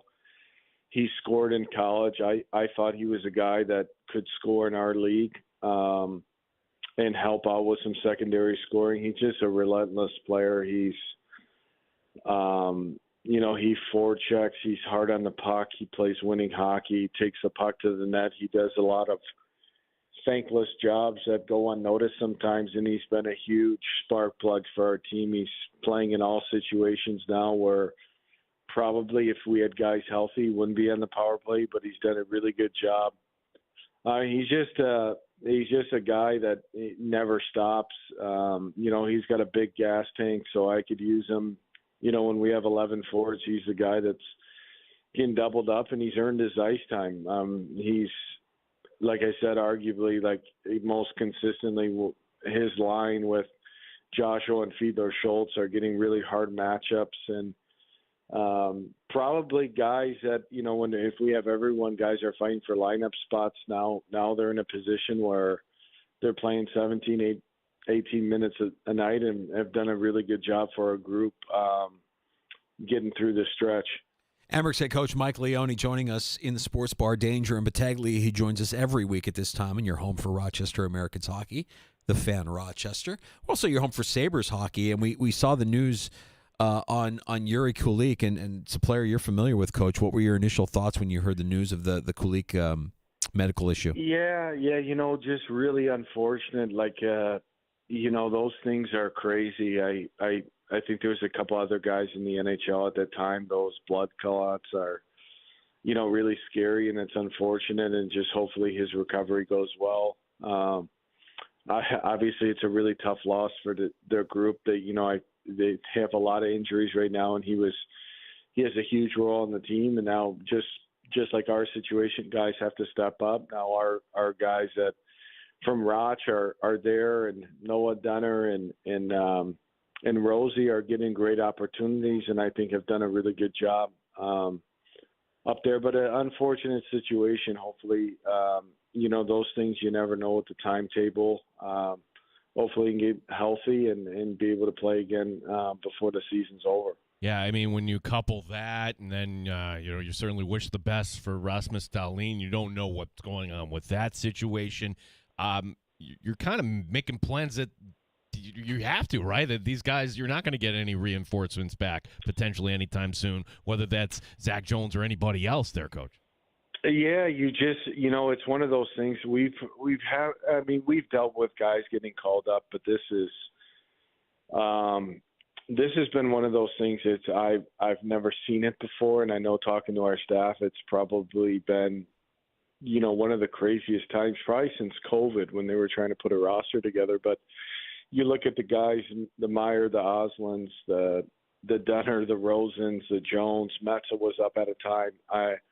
We just have to coach our team, and you kind of not change the identity of your team, but there's some things that those are elite players in the league. Lil Rosie was leading the league at the time. Noah was a point-a-game player. Dunner is arguably the best 200-foot center in our league. So you just got to create a game plan for our group to be competitive, and I think our guys have done a great job of really we're trying to play the same way. I think we're second in the league in shots. We're top 10 in like those categories that you want to be good at, and there's probably some things we've simplified in ozone and getting pucks to the net and just being a high volume shooting team we were before, but now it's even, more simplifying those things. And guys have done a great job. And we just have to continue to find ways to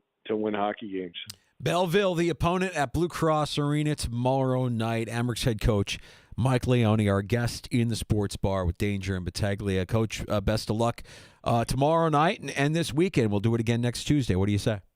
Thanks a lot, guys. Have a good one. You got it. There's Coach Mike Leone joining us here in the sports bar tomorrow night. You'll be able to hear the action on the Fan. Rochester, your home of Amherst hockey, as Belleville, the opponent. And then Hartford's not very good, and Bridgeport was one of the worst teams last year. They're a little bit better this year. So what's my expectation here? 4 or 6 points. I think that's fair. Win all 3. Yeah. Win all 3. Get all 6. Because Belleville's familiar, and come on, we can get 6. But by the time we're talking to them next week at this time, we'll be talking about being on a heater again. We want this team on a heater. Lehigh Valley, a week from tomorrow night, if you're looking that far ahead on the schedule.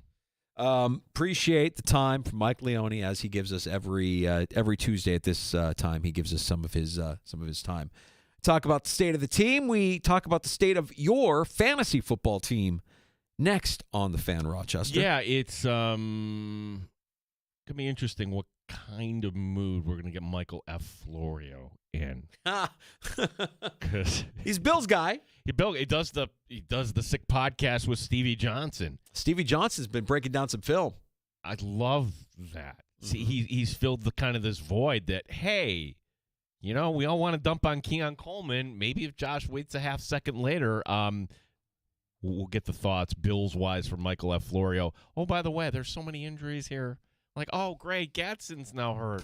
Fantastic. Oh, boy. Yeah. We'll get to that and more next. And we have happy hour on the way. Time for your calls once we get to happy hour, 5 o'clock at 866-4FAN if you want to pull up a stool. 585-866-4326.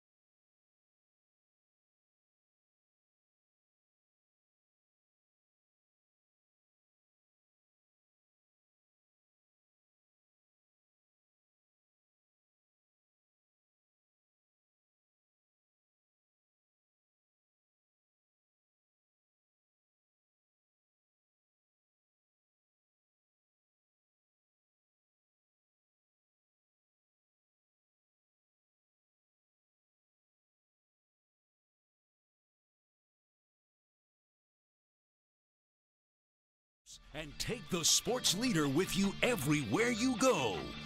Every week at this time, we help you navigate your waiver wire and set a winning lineup. Week 11 of the NFL going to start Thursday night. Michael F. Florio, NFL Network, also Bills Mafia, and host of the Sick Podcast with Stevie Johnson, who, by the way, Florio, he's been breaking down film.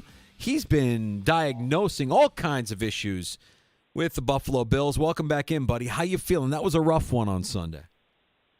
Yeah, it was. And speaking about Stevie, man, I don't know why he's not an advisor on the practice squad, a wide receiver, something there. Like, he could be contributing right now in a way larger role than he is. Sunday, even a couple of days out, it's you cannot downplay what Sunday meant. It might have cost them the division. Like, the Patriots, I thought at the end of Sunday, the Patriots would have been defeated by the Bucs. The Bills win. Bills back in first place. Both things I was wrong on, and now you sit there with a very uphill battle. I know they've done it before where they've come back from behind and still won the division, so I'm never fully counting them out. But the Patriots are playing really good, and they do not have a very tough schedule ahead of them. I think it also probably took Josh Allen out of the MVP race, at least for the time being. And the issue is, it's all of the issues that us fans and analysts and stuff have been saying all year long. Yeah. They cannot, Go ahead. I'm sorry, Michael. Oh, no. I was going to say that they can't throw downfield. They can't stop the run. They are when things are going their way, they might be the best team in football. When they could play from ahead, they could run the ball. They're set up to stop the pass. But when they fall behind, they are not an offense built to throw it and have big chunk plays, even though they have one of the best, if not the best, quarterback in the league. And then they since they can't do that on offense, you can't score quickly, you can't stop the run on defense. Once they fall a score or two behind, like 2 scores behind, it's a recipe for disaster.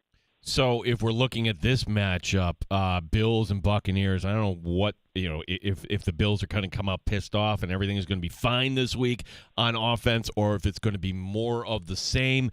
Michael, you're the fantasy expert here. Like, you're playing Allen, you're playing Cook, Kincaid is out. Who else are you feeling good about, if anybody, on this Bills offense right now? I think Shakir is always in play as a safe floor option, right? Like, he's not the type that's going to get you a 20, 25-point performance. But if you need a wide receiver 3 or a flex option, that'll get you a safe 12, 13 points, something like that.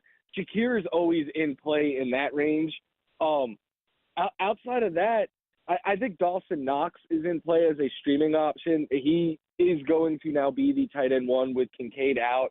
We know that Josh Allen really does trust him in the red zone and in the end zone. So if he scores a touchdown, he comes through as a streaming option for a tight end in fantasy. But I think he has a little bit more upside than that, because I think this game this weekend, it might be the highest scoring game on the slate, because the Bucs are in a very similar position as the Bills, not division wise. They're still sitting pretty there, but they're coming off of a bad loss, and obviously they want to try to fix that. They're thinking about big picture, winning the division, what seed are they going to be, stuff like that.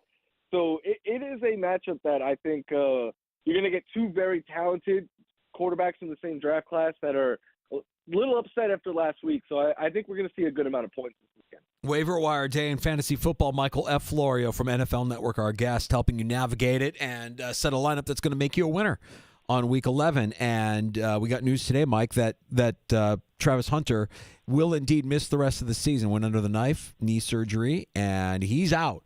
And I think it was last week that you and I were talking about Parker Washington as somebody that you might want to pick up if he was available on your waiver wire. If you listened and you played him, well, he had himself a pretty good Sunday, albeit in a losing effort against Houston. Yeah, and Parker Washington is someone that I have on a number of teams, because Travis Hunter went down on like a Friday, I believe it was. So waivers had already ran. Once I saw that news, I just ran and out and grabbed him. So I do have him on a good number of teams. He helped win me a game or 2 last week as well. But I do think with Brian Thomas Jr. either coming back this week or shortly after, Jacoby Myers getting a little bit mixed in, Washington still kind of remains what he has been, which is more of a wide receiver 3 or flex option who doesn't have the safest floor but does bring some upside there, as we've seen the last couple of weeks. Tight ends have been a problem here, right? It's been Kraft going out last week, and now Gatson is hurt. Dalton Kincaid has been reliable, but not this week. So, all right, what might be available on the waiver wire? I mean, Luke Musgrave, did you see enough last night to rely on that? I mean, at least it's a week, Michael, where you only get 2 teams here on bye. But at the tight end position, what would you suggest here as we're making our claims here tonight? Yeah, if Dalton Schultz is available, he is my preferred top ad at the tight end position. I know his biggest game, or it was his second biggest fantasy game, but most targets last week came with Davis Mills. So if C.J. Stroud is back, that changes it up a bit. But Dalton Schultz has scored over 8 fantasy points in all but one game since week 3. And I believe it's 3 of his last 4 he has topped 11. So it's not the biggest ceiling, but there is a little bit of upside there. And more than anything, there's a safe floor. I mentioned Dawson Knox already. I think he's an option. And Cade Otton, who the Bills are going to be facing this weekend. I know the Bills have been the toughest matchup for tight ends, but Otton has been heavily involved as of late, especially last week, 12 targets. And again, if there are points in this game and it's more of a back and forth game, or even if the Bucs are chasing points with the Bills being in Buffalo where they tend to play their best, we could see a high number of targets go Otton's way. So those are my preferred options. Luke Musgrave, a deeper one. Theo Johnson, Jawan Johnson. Those are my fallback options at tight end this week. Let's talk about quarterback for people that might be streaming, or if you're in a super flex league. There's a couple of intriguing options from guys that you might not consider on a normal week, but with some buys and everything else going on. What about Jacoby Brissett? What about Joe Flacco? Are these guys that you're considering for this week? Yeah, not only do I think they're in play, like if you're going a little deeper or something, I think I wrote them up this week as just straight starts. Joe Flacco, my joke this week on the show when Joe Burrow was potentially coming back was like, what more could he do that Joe Flacco isn't doing? Since Joe Flacco got there, he's averaging 25 fantasy points per game, which is elite territory. And from week 6 through 9, he led the NFL in passing yards per game and passing touchdowns. Like, I think, and one of those games that he went off was against the Pittsburgh Steelers, who he is facing this week. So I think he's in play. Jacoby Brissett, look, you don't always want to watch it. Some games he's looked really good. Some games it's looked really bad. But he's averaging 21 fantasy points per game with at least 19 in every start. 21 points per game is more than Justin Herbert, Dak Prescott, Daniel Jones, Sam Darnold, to name a few. So yeah, I think those two are in play. And then if you're going a little deeper, it's a good streaming week. Like Aaron Rodgers gets the Bengals, which is one of the best matchups for a quarterback. Tua gets the Commanders, also one of the best matchups for a quarterback. J.J. McCarthy has a favorable matchup. So if you do, I know there's only 2 teams on bye, but like you said, injuries or super flex or whatever, there are options that you normally wouldn't consider good plays that I do think are in play this week because of the matchup. Michael F. Florio of the NFL Network, Sick Podcast. Michael, I haven't forgiven Amari DiMercato for knocking me out of my survivor pool, the Arizona running back.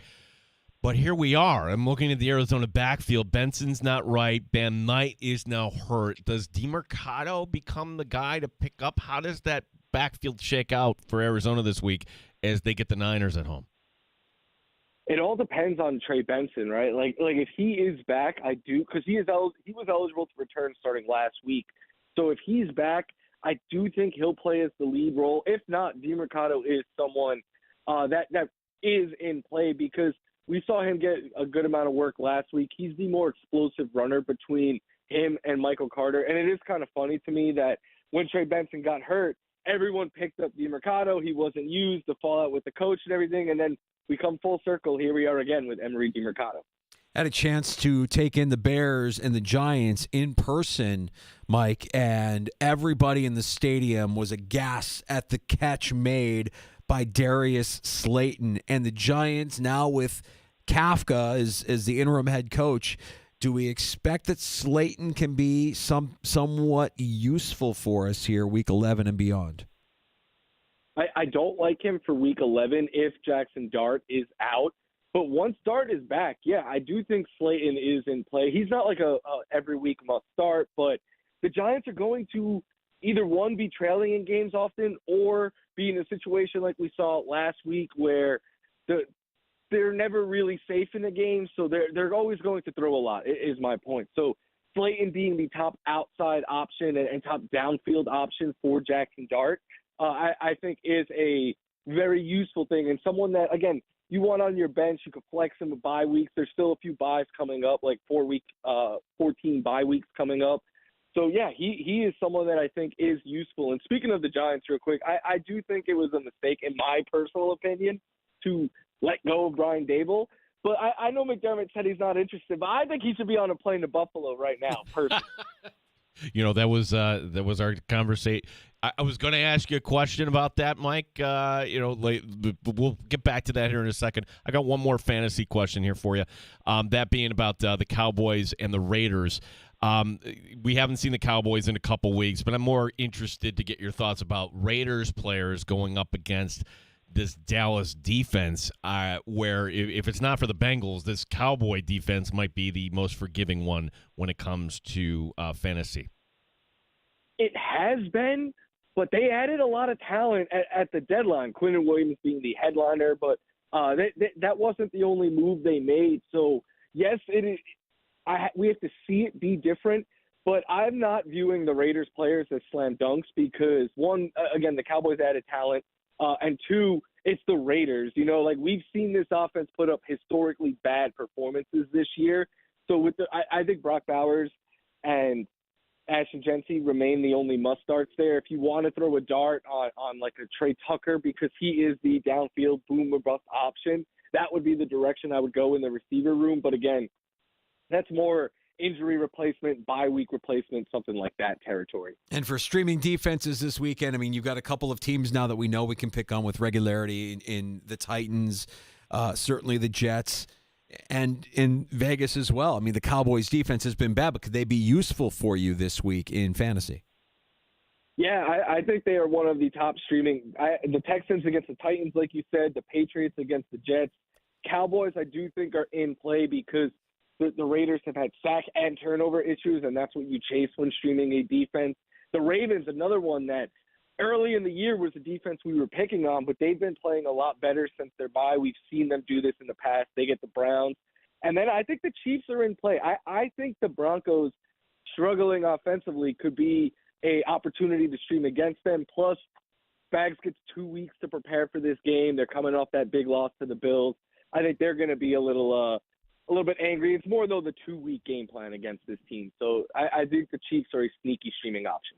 Dable, I think back to the 13-second game where we hear him and McDermott getting into it, and McDermott and Dable not exactly, embracing after a Sunday night game where the Bills narrowly beat the Giants. Can all be forgiven, Mike? Do you think these two men could actually hook up here again at some point?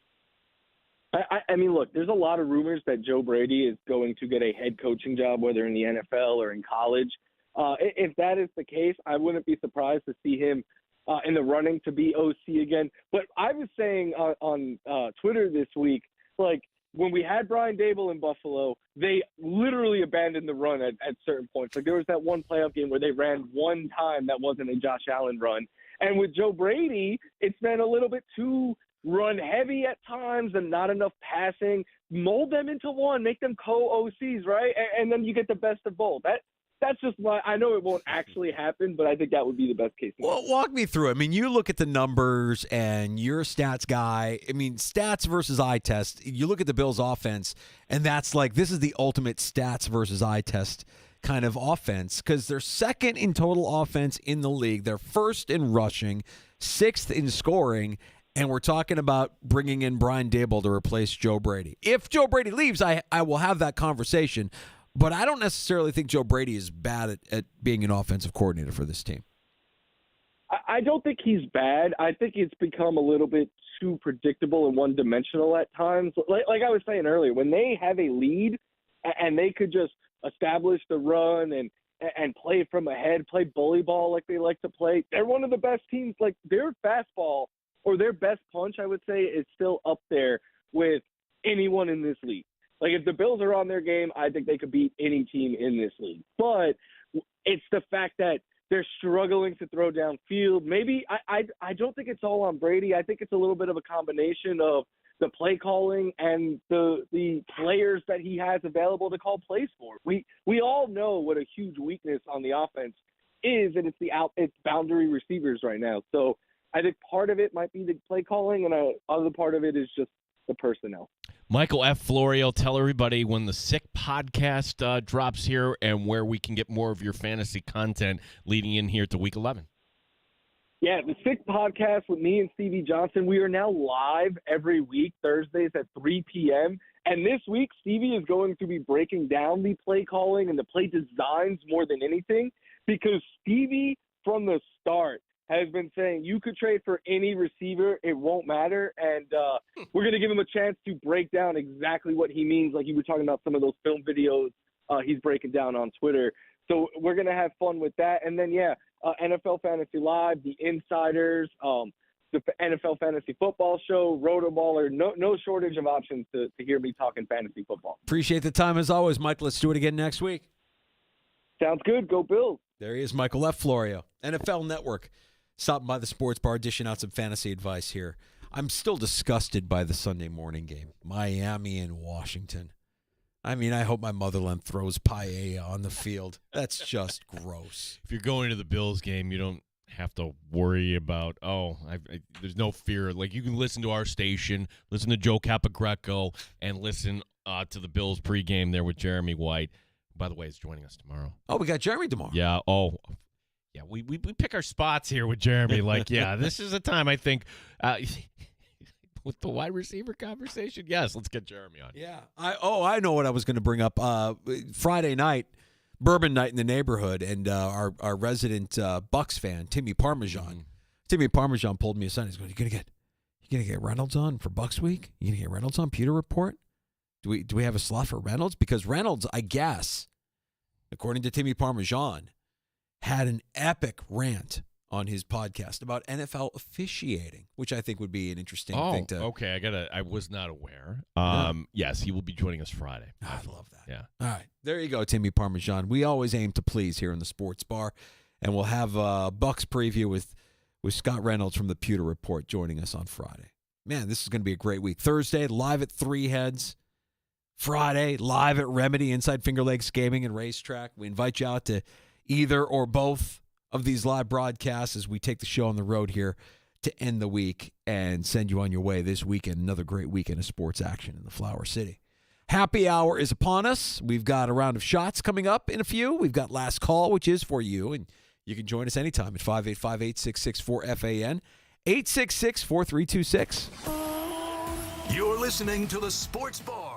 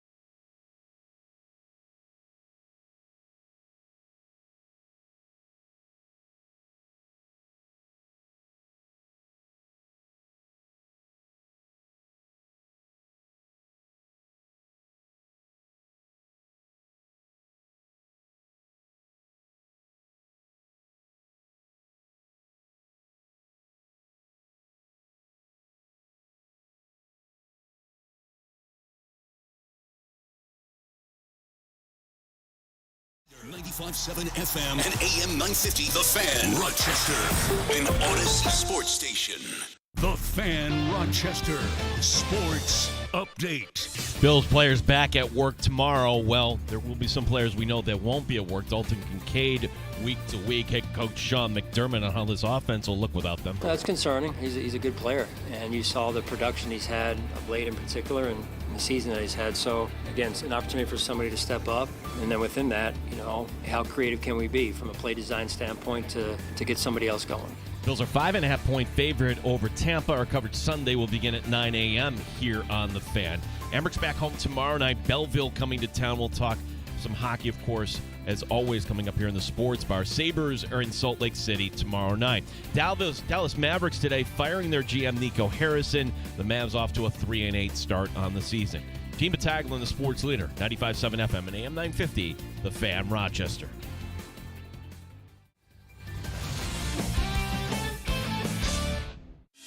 It's time to start the show and talk about the sports we saw. Inside jokes and takes from Danger and Battaglia. Bills and the Sabres and the Amherst. Who gave a microphone to these jerks? Welcome to the sports bar, that's where you are.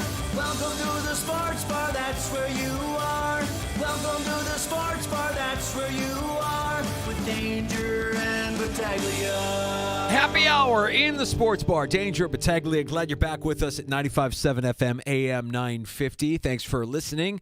While you're mobile on your apps like Odyssey, iHeartRadio, TuneIn, or watching on our YouTube channel or Twitch stream, you can find us at The Fan Rochester, like Chuck Munchia Pet, who sent us a tweet on X. That's Elon's Twitter. Survival Tuesday is a must-watch/listen for me as we get later into the season. The suspense is awesome. This week's pick was no suspense. It was an easy pick to make. It was the only double-digit favorite on the board. I have a hard time believing that without Garrett Wilson, the Jets are going to beat the Patriots the way the Patriots have been rolling. I don't like picking the Patriots. Put that out there. I don't like picking the Patriots. This is Survivor football. We divorce ourselves from emotion and loyalty. That's right. Your emotion should be to yourself here. So, that's correct. I don't like rooting for the Patriots. No much late, but they're going to win that game. The good news is it's a Thursday, and you can enjoy your weekend stress-free, knowing that your Week 11 Survivor pick in New England hit, and we move on to Week 12. So I'm going to ask you for your opinion, and you'll see where I'm going with this. The odds here to be the next head coach, these are updated for the LSU Tigers. Go Tigers. Nick Saban's 2-1. Yeah. Come on. Like you're betting that as a fan is a wish and pray. Nick Saban is not coming back to LSU, correct? Why? Why not? Why would you say that? Why would you dismiss that so quickly? I mean, is Ed Ogeron in there?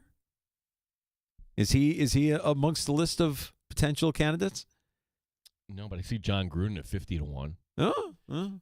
Lane Kiffin is next on the odds list at 15-4. So it's Saban, then it's Kiffin, and then you know who's third at 4-1. Joe Brady. Joe Brady, who, as you pointed out, statistically, the Bills are doing everything an offense should do. If that's the resume, yeah. And, the people at LSU are not watching Buffalo Bills football the way we watch it. Joe Brady is going to have opportunities like this because you could say, why not for Saban? I'm going to say, no, he's not going back to LSU. I'm going to say Lane Kiffin's going to shake down Ole Miss or whoever. Brady seems pretty plausible going to LSU. I think what LSU is looking for is a bigger fish. And that's not a knock on Joe Brady. Joe Brady could actually probably go down there and do well. But I think they need something that's going to turn heads, much like they had with Brian Kelly. Somebody that when you hear the name, they're going to be like, oh, yeah. They're going to just more of a page turner than anything. Somebody that's going to get people excited. And that's why I can't rule out Saban. If Saban went back to LSU to restore the glory of the program that he helped build, that wouldn't shock me at all. It's a matter of, does Saban want to do it, and what's the price? If the governor is involved, I mean, there's no AD there anymore. I mean, who's making that call? they're really I don't view LSU as being this bounty of having, okay, let's give out another $50 million contract like Brian Kelly just got. Right. Well, it's partially why they've fired the AD, yeah. right? Don't give out 10-year deals. No more 10-year deals for head coaches. The good news is you can't really give Saban or any of these older guys a 10-year deal because they're not going to live through that. They're going to, at some point, they're going to want to hang it up. They're going to want to, enjoy the rest of their life. I listen to the argument that if Joe Brady's going to have other opportunities, do you want to bring in your next offensive coordinator right now? And remember, coordinators have to interview too. But the idea that Brian Daboll coming in as a consultant, an advisor, Sean McDermott shot that down yesterday, as he should. But if it doesn't look quite right, danger. This is Sean McDermott on Brian Daboll and offensive coordinator Joe Brady. Sean, are you committed to Joe as your offensive coordinator the rest of the way? Yes. Mm-hmm. I know the news is very, very fresh, but with what happened with Brian Daboll, given his history here in Buffalo and his relationship with Josh, would there be any consideration to reaching out to him to see if he had any interest in joining the staff in any way? Yeah, no, I understand why you're asking that. Brian's a great coach. Unfortunate to see that happen to him. At this point, that's not under any type of consideration. With Joe, play calling, if there's a problem there, and that's for you to say if there is, what would be the levers that you can pull to maybe improve things from a game planning perspective, and then coming out, especially like early on in the game with the scripted plays as the head coach, what could you do to improve things there? Well, Joe's a good coach. He really is. We've got a really good offensive staff. They've had really good games. You're gonna have some games you want back, some play calls you want back. Those happen. So it's how you respond to them, and I'm fully confident in our offensive staff. And Joe is our leader, that we will make the adjustments we need to make and move us forward. The only thing there that you could glean would be like maybe down the road at this time. He threw in the disclaimer at this time. We're not taking that under consideration at this time. The one thing, though, where McDermott and Perino pointed this out when talking about Josh Allen, it's not in that clip, but talking about how Josh Allen, they need to get him in a physically, emotional, and spiritual good place. Yeah, that's funny. Yeah. And another one of our regulars reached out on X at the Fan Rochester and brought up the idea that Josh is married this year. This is the first year that he's played as Mr. Josh Allen, as the husband to Haley Steinfeld. And I would also say that Josh is also pitching everything from pistachios to sleep aids. I mean, he's become the NFL's pitchman. He's right up there with Mahomes. He's pitching everything, which is great. But I don't know that either of those are reasons why your coach would say you need to be in a spiritual place, a better spiritual place. You got to understand, the pitchman stuff, that happens in the spring. All that stuff is done. Oh, yeah. It's not like, hey, I got to cut the film session short, guys. I know we want to look at Tampa. I got this commercial shoot. No. That's all done. No, Josh is not doing that. But he's got responsibilities now as a husband.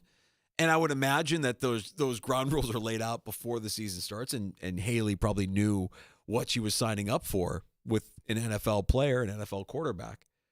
So I don't know that you could say that either of those things are contributing to Josh Allen's spiritual state of being right now. Josh Allen played his best football in this league with Joe Brady as his offensive coordinator. Can we just kind of end that? It was last year. It was last year. Yeah. It was last year, and things aren't right, and that Miami game was bad. You could look at the box score and say everything was fine. It wasn't. And we could point to any number of plays where Josh does this or he does that, the play design. This should be the bounce-back game for this Bills team. This should be.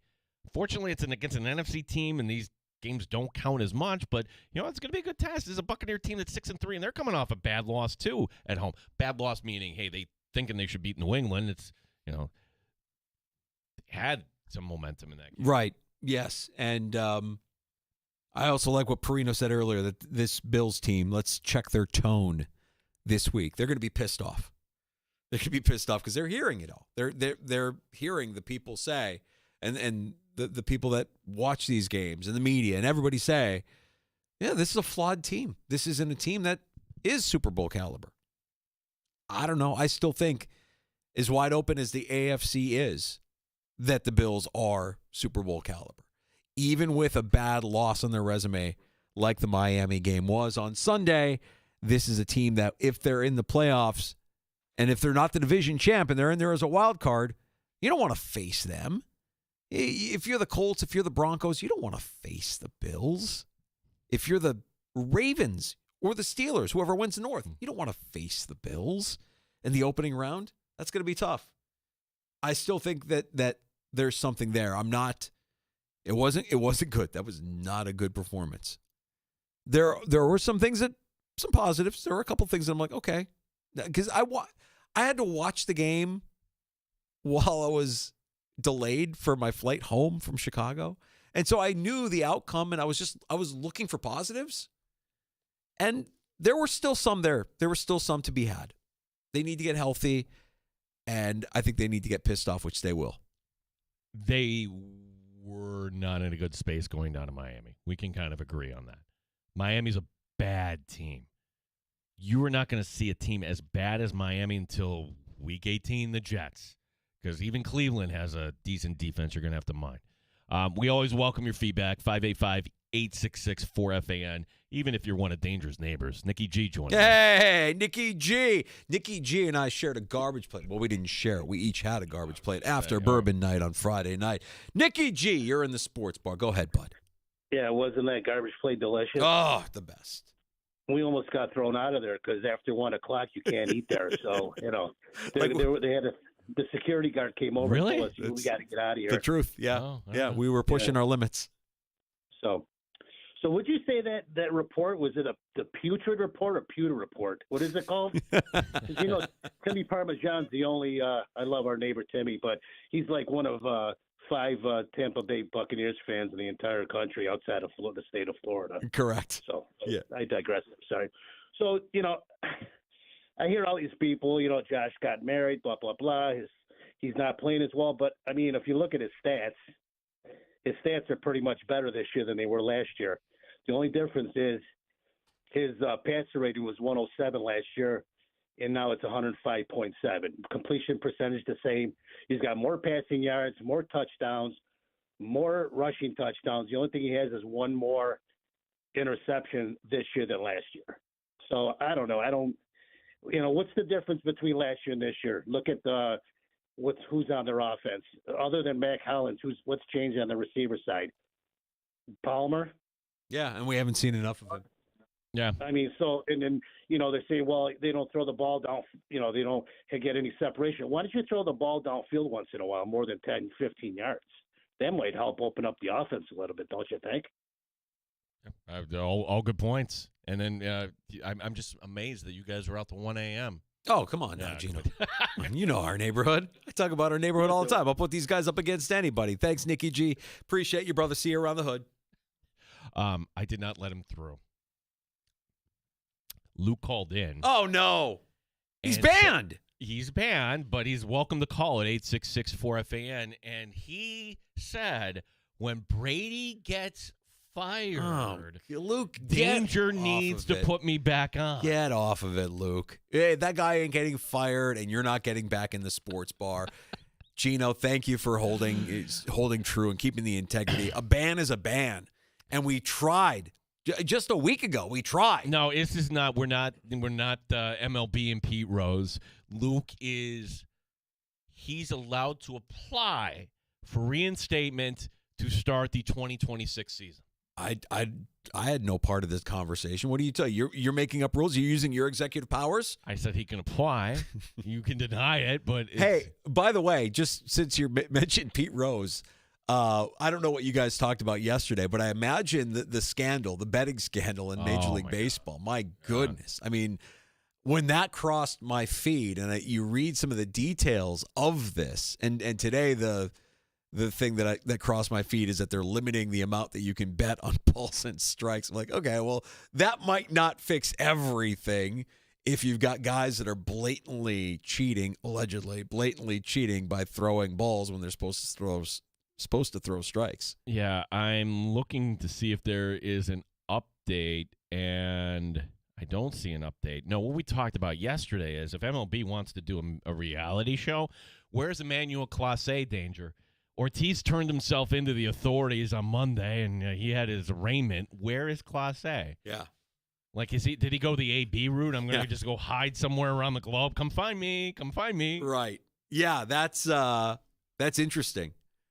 No comment, nothing. No representation even, right? Like, have we heard anything from even his representation? No. And like, is he hiding out in Venezuela right now?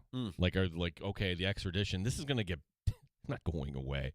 Also, it's the same, same FBI, same office where this NBA poker thing. Yeah. Yeah, this is all coming to fruition. Yeah. Yeah, scary stuff there. No, I don't I'm not for Luke getting reinstated. He can apply all he wants, he can try all he wants. He's banned. And they're not firing Joe Brady. If Joe Brady is gone, it's because Joe Brady, I mean, if they're going to scapegoat anybody, if it doesn't go the Bills' way this year and they scapegoat anybody, who's the more potential scapegoat? Brady or Babbage? We want to say Babbage right now. However, McDermott could actually use somebody like that. If McDermott is still continuing on, could that actually still work? Where you're the defensive coordinator, but I've kind of neutered you a little bit. Yeah, continue to bring him along. I'm going to say it's Brady. I think everybody stays. I mean, Brady, if things turn around and the Bills go on a run, I mean, if they're in the Super Bowl, all bets are off, right? Like, both of those guys could be considered candidates. I would advise Joe Brady that if the job opens up, even if it's a crummy one like UCLA, go get it.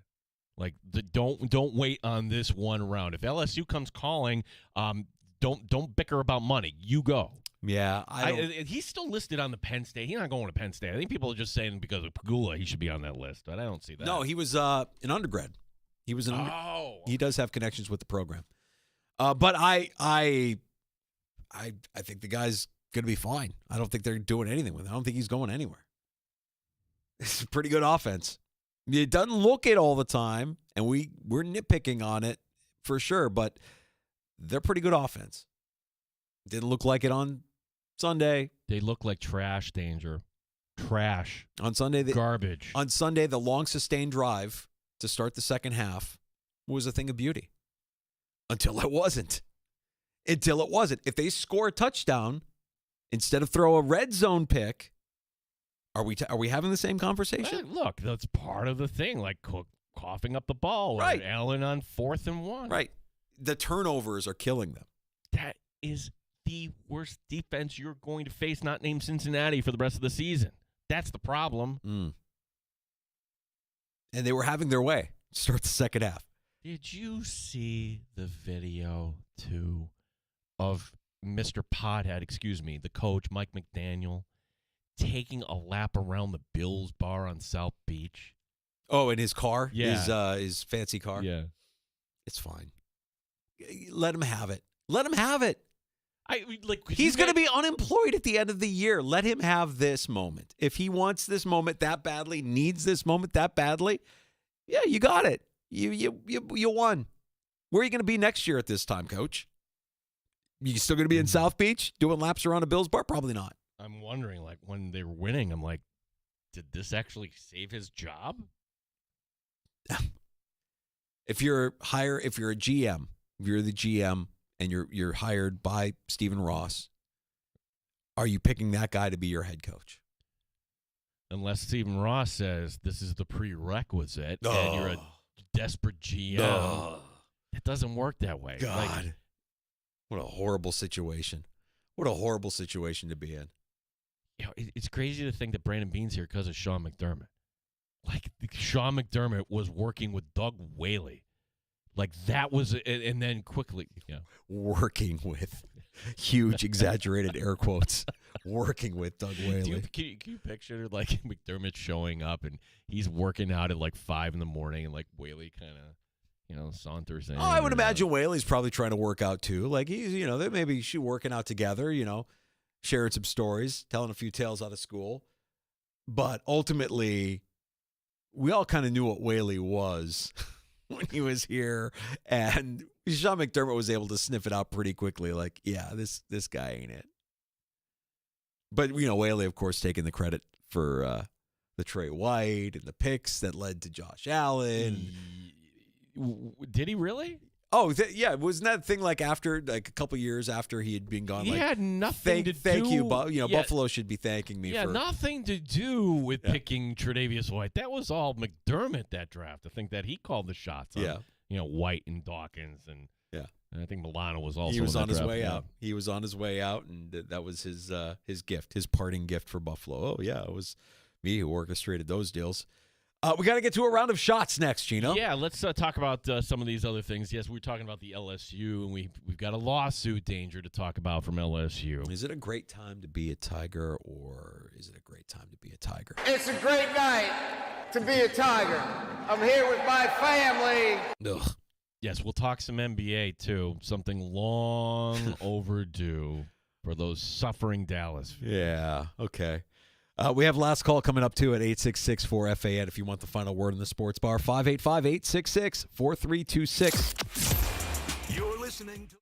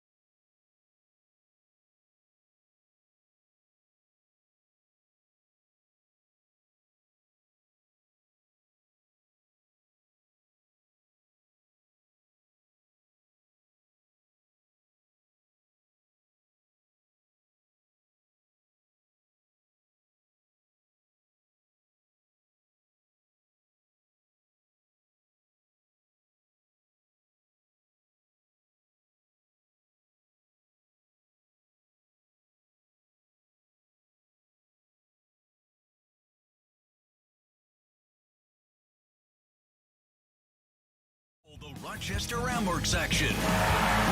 This is The Fan Rochester. The Fan Rochester Sports Update. Bills back at work tomorrow as they try to brush off what happened in Miami. Offensive coordinator Joe Brady accepting the responsibility. At the end of the day, when we play like we played, I got to be better. I'm not going to point the fingers at anybody else. When we have that type of performance, it falls solely on me. And if guys aren't getting involved in ways that they probably should, again, that's strictly on me. And so it's something that as a staff we continue to look at and try to find ways. And so I got to continue to do a better job to get those guys involved. Bills made it official today, signing Mecole Hardman to the practice squad, releasing Christian Wilkerson from the practice squad. Bills a 5.5-point favorite this Sunday against Tampa Bay. Got Amerks hockey tomorrow night. Belleville is the opponent. Buffalo Sabres road trip continuing tomorrow night. It's game 3 of a 4-game roadie in Salt Lake City.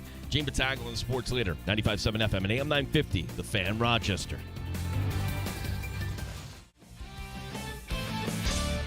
Listen to the Sports Bar with Danger and Battaglia on Apple Podcasts, Spotify, or wherever you get your podcasts. The Fan Rochester. Well, we haven't talked about that. Who do you think gets on the field first? Gabe Davis or Mecole Hardman? Oh, the we'll see from Sean McDermott, if I'm reading into that.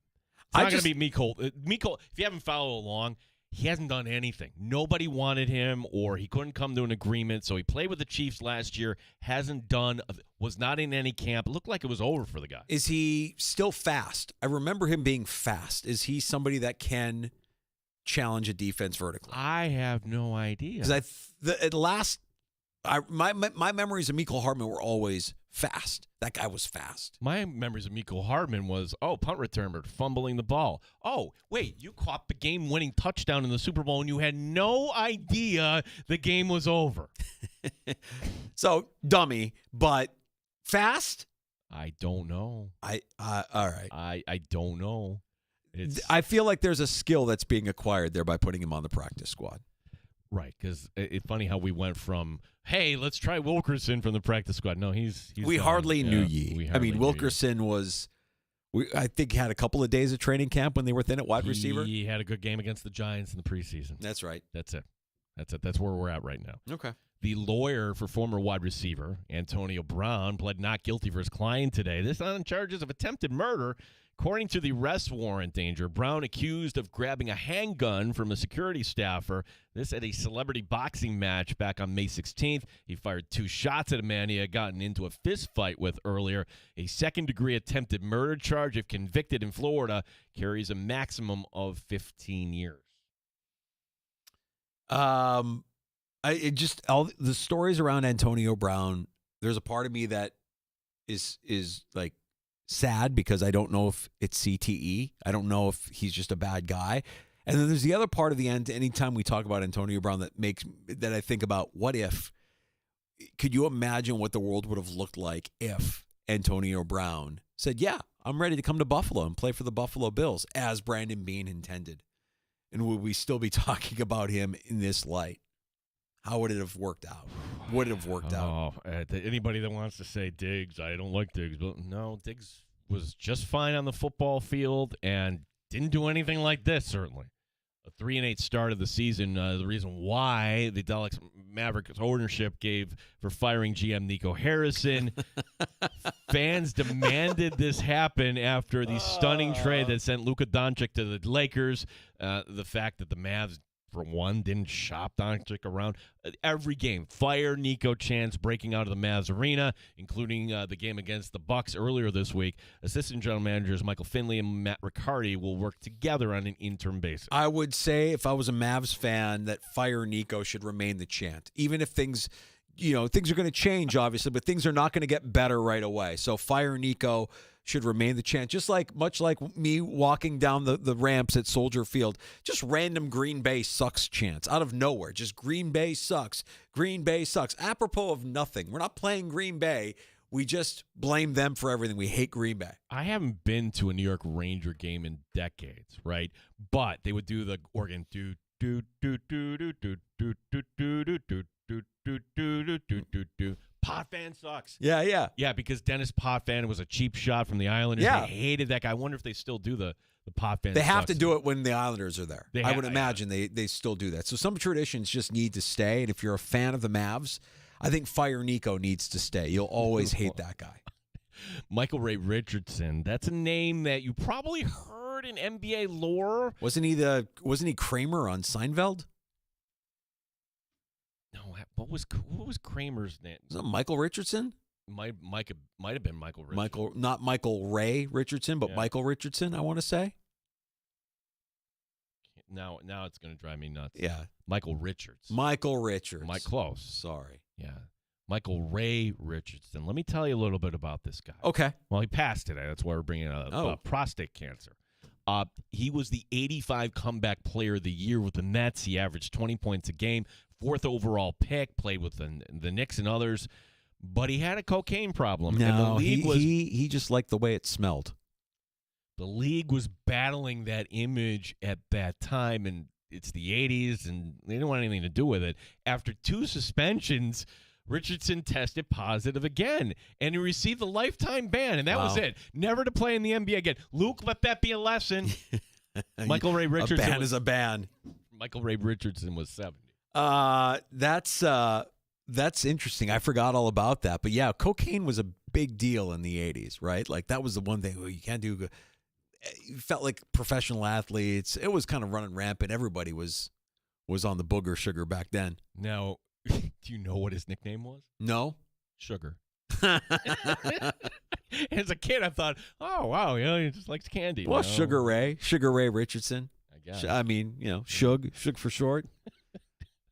Brian Kelly has filed a lawsuit against his former employer, LSU. He's suing LSU. Oh, he should sue LSU. He should sue Ole Miss. He should sue everybody. The long and the short of it, the school says that Kelly was fired with cause. Kelly says, no, there was no cause. You owe me the full $50 million buyout. The thing also includes emails that show that LSU offered to sell with Kelly for $25 million and then $30 million, and the coach declined both offers. I'm Brian Kelly, and I'm suing everybody. Everybody in the SEC. I'm going to sue Bill Belichick, too. He's not in the SEC, but I'm suing him for punitive damages. I'm Brian Kelly. I'm suing everybody. You're going to sue Notre Dame, too? I'm going to sue Notre Dame. Yeah, I'm going to sue Notre Dame. I'm going to sue Joe Montana. I'm going to sue Manti Te'o. I'm going to sue everybody. They're very mean to me. They said mean, awful things, and it hurt me. It hurt my feelings, and I fell down the stairs, and I broke my glasses. Do you feel bad, Brian, that people shared that video about you being there with your family and making fun of you? I don't know what they were talking about, but I'm suing them, too. It's a great night to be a Tiger. I'm here with my family. I sound just like that. That's me, Brian Kelly. Does he ever land back in coaching, Brian Kelly? I'm going to be a coach. I'm going to be a coach for the New York Giants. I'm going to sue them first. I'm going to sue John Mara. I'm going to sue Bill Belichick. I'm suing everybody. I want my money. $53 million. No cause. Punitive damages. I'm Brian Kelly. Sorry. You would think that he would have found a cause, right? There had to be they can't be that dumb, right? You have to fire for a cause. I mean, what is... Could you say that going into the season we had an expectation and you didn't live up to that expectation? That would be firing him for cause. Or you didn't file this paper, whatever it is. There's got to be something they can get him on. Yes, that would be very flagrant if they just said you're gone without giving him a reason why he's gone. But the way things are run down there, that wouldn't surprise me. I think he gets the $53 million, Danger. I can't believe this. I'm rooting for Brian Kelly. He should get the money. He will get the money. He should get the $53 million. That's crazy. And LSU, I know there's Bills fans that are going to say, take him. We don't want. I don't think Joe Brady's getting that job. I don't think that's a Joe Brady gig. No, you need somebody with some cachet. That's right. And maybe if he's coaching somewhere else. They think they're a really big deal down there. They really do. I mean, they're right there with Alabama. They're right there with Georgia. They think that they are that. And it's LSU. I mean, it wasn't long ago that they were winning championship. Playing football. We have Cookie Monster. Sound like Cookie Monster, but we're a football team here. We're going to play some football. Everybody loved him. Bring that guy back. Well, no, what was his deal? He was a little bit of a predator. Yeah, that would be kind of a tough one to bring back Orgeron. Yeah, can't bring that guy back. Like, to the fact that, like, Orgeron, are you kidding me? You have all these talking head shows now between ESPN and Fox. You wouldn't want to listen to that guy. Ed, what do you think? I really like Sounds like Cookie Monster giving college picks every Saturday morning. Wait, then our next story. Okay. The NCAA has settled a class action lawsuit. They'll pay $303 million to be divided up against 7,000 volunteer coaches. The lawsuit can only mean the NCAA illegally fixed their wages and prevented them from getting paid. But I must add, not at LSU. Go Tigers. I don't want to get back into the voice, but it's another story about a lawsuit. I mean, who am I suing now? I'm suing Ed Orgeron. I'm suing all the assistant volunteer coaches. Well, volunteer coaches, okay. Explain that to me. Because if you're a volunteer, you shouldn't expect payment, right? You're volunteering. Is it a paid volunteer? Well, is this the same thing where we, in our business, when it comes to internships, I just can't have you. I would love, you want to intern for us? When I got into this business, I worked a whole damn summer for free, 40 hours a week, hanging up banners for WCMF. And then we had the Charleston contest, and somebody won a great loving cup afterwards. It wasn't loving cup. Say hey. No, we're giving away a certified loving cup to the team that wins, to the dancer that wins the Charleston contest. That's Gene Battaglia hanging banners. You, on the other hand, you were Mr. Overnight DJ. You didn't have to intern. You got it. I started working when I was a teenager. That was my pathway. You got paid though. Yes, but if we were solely by the books, the hours I spent at the radio station just learning, absorbing, being present, I didn't get paid for those. I only got paid for the hours where I was physically on the air. Yeah. That would be frowned upon now because they would say, if you're here, you're working. And if you're working, you get paid. And I put in a lot of hours where I did not get paid. And I never went back and be like, you owe me money. I didn't. That didn't exist. I mean, you could imagine like, hey, I'm the volunteer coach and I'm going to go spend the weekend with my family. Oh, really? Somebody getting dinged. If you're the volunteer, that should mean I'm free to come and go as I please, right? Right. That's the way I interpret it. I don't know if it's different with the NCAA or with college coaches. I really don't know. Probably the lawyer for the NCAA said, you know what? $303 million is not bad to settle this, and we'll put in some guidelines and no more volunteer coaching. And that's the thing that's going to suck moving forward. You want to get into coaching? You thought it was tough now. Yeah, you better have a resume. Yeah. Yep, you better have a resume.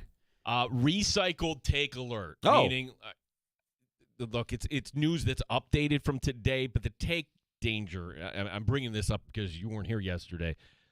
The baseball awards season continues tonight. It's the Manager of the Year awards tonight. Your finalists in the American League, John Schneider of the Jays, Dan Willison of Seattle, Cleveland, Stephen Vogt. In the National League, the finalists, Terry Francona of the Reds, Pat Murphy of the Brewers, Rob Thompson of the Phillies. Now, here's the take. Like every other sport makes this an event, right? Mm-hmm. A TV event. Even the NHL does.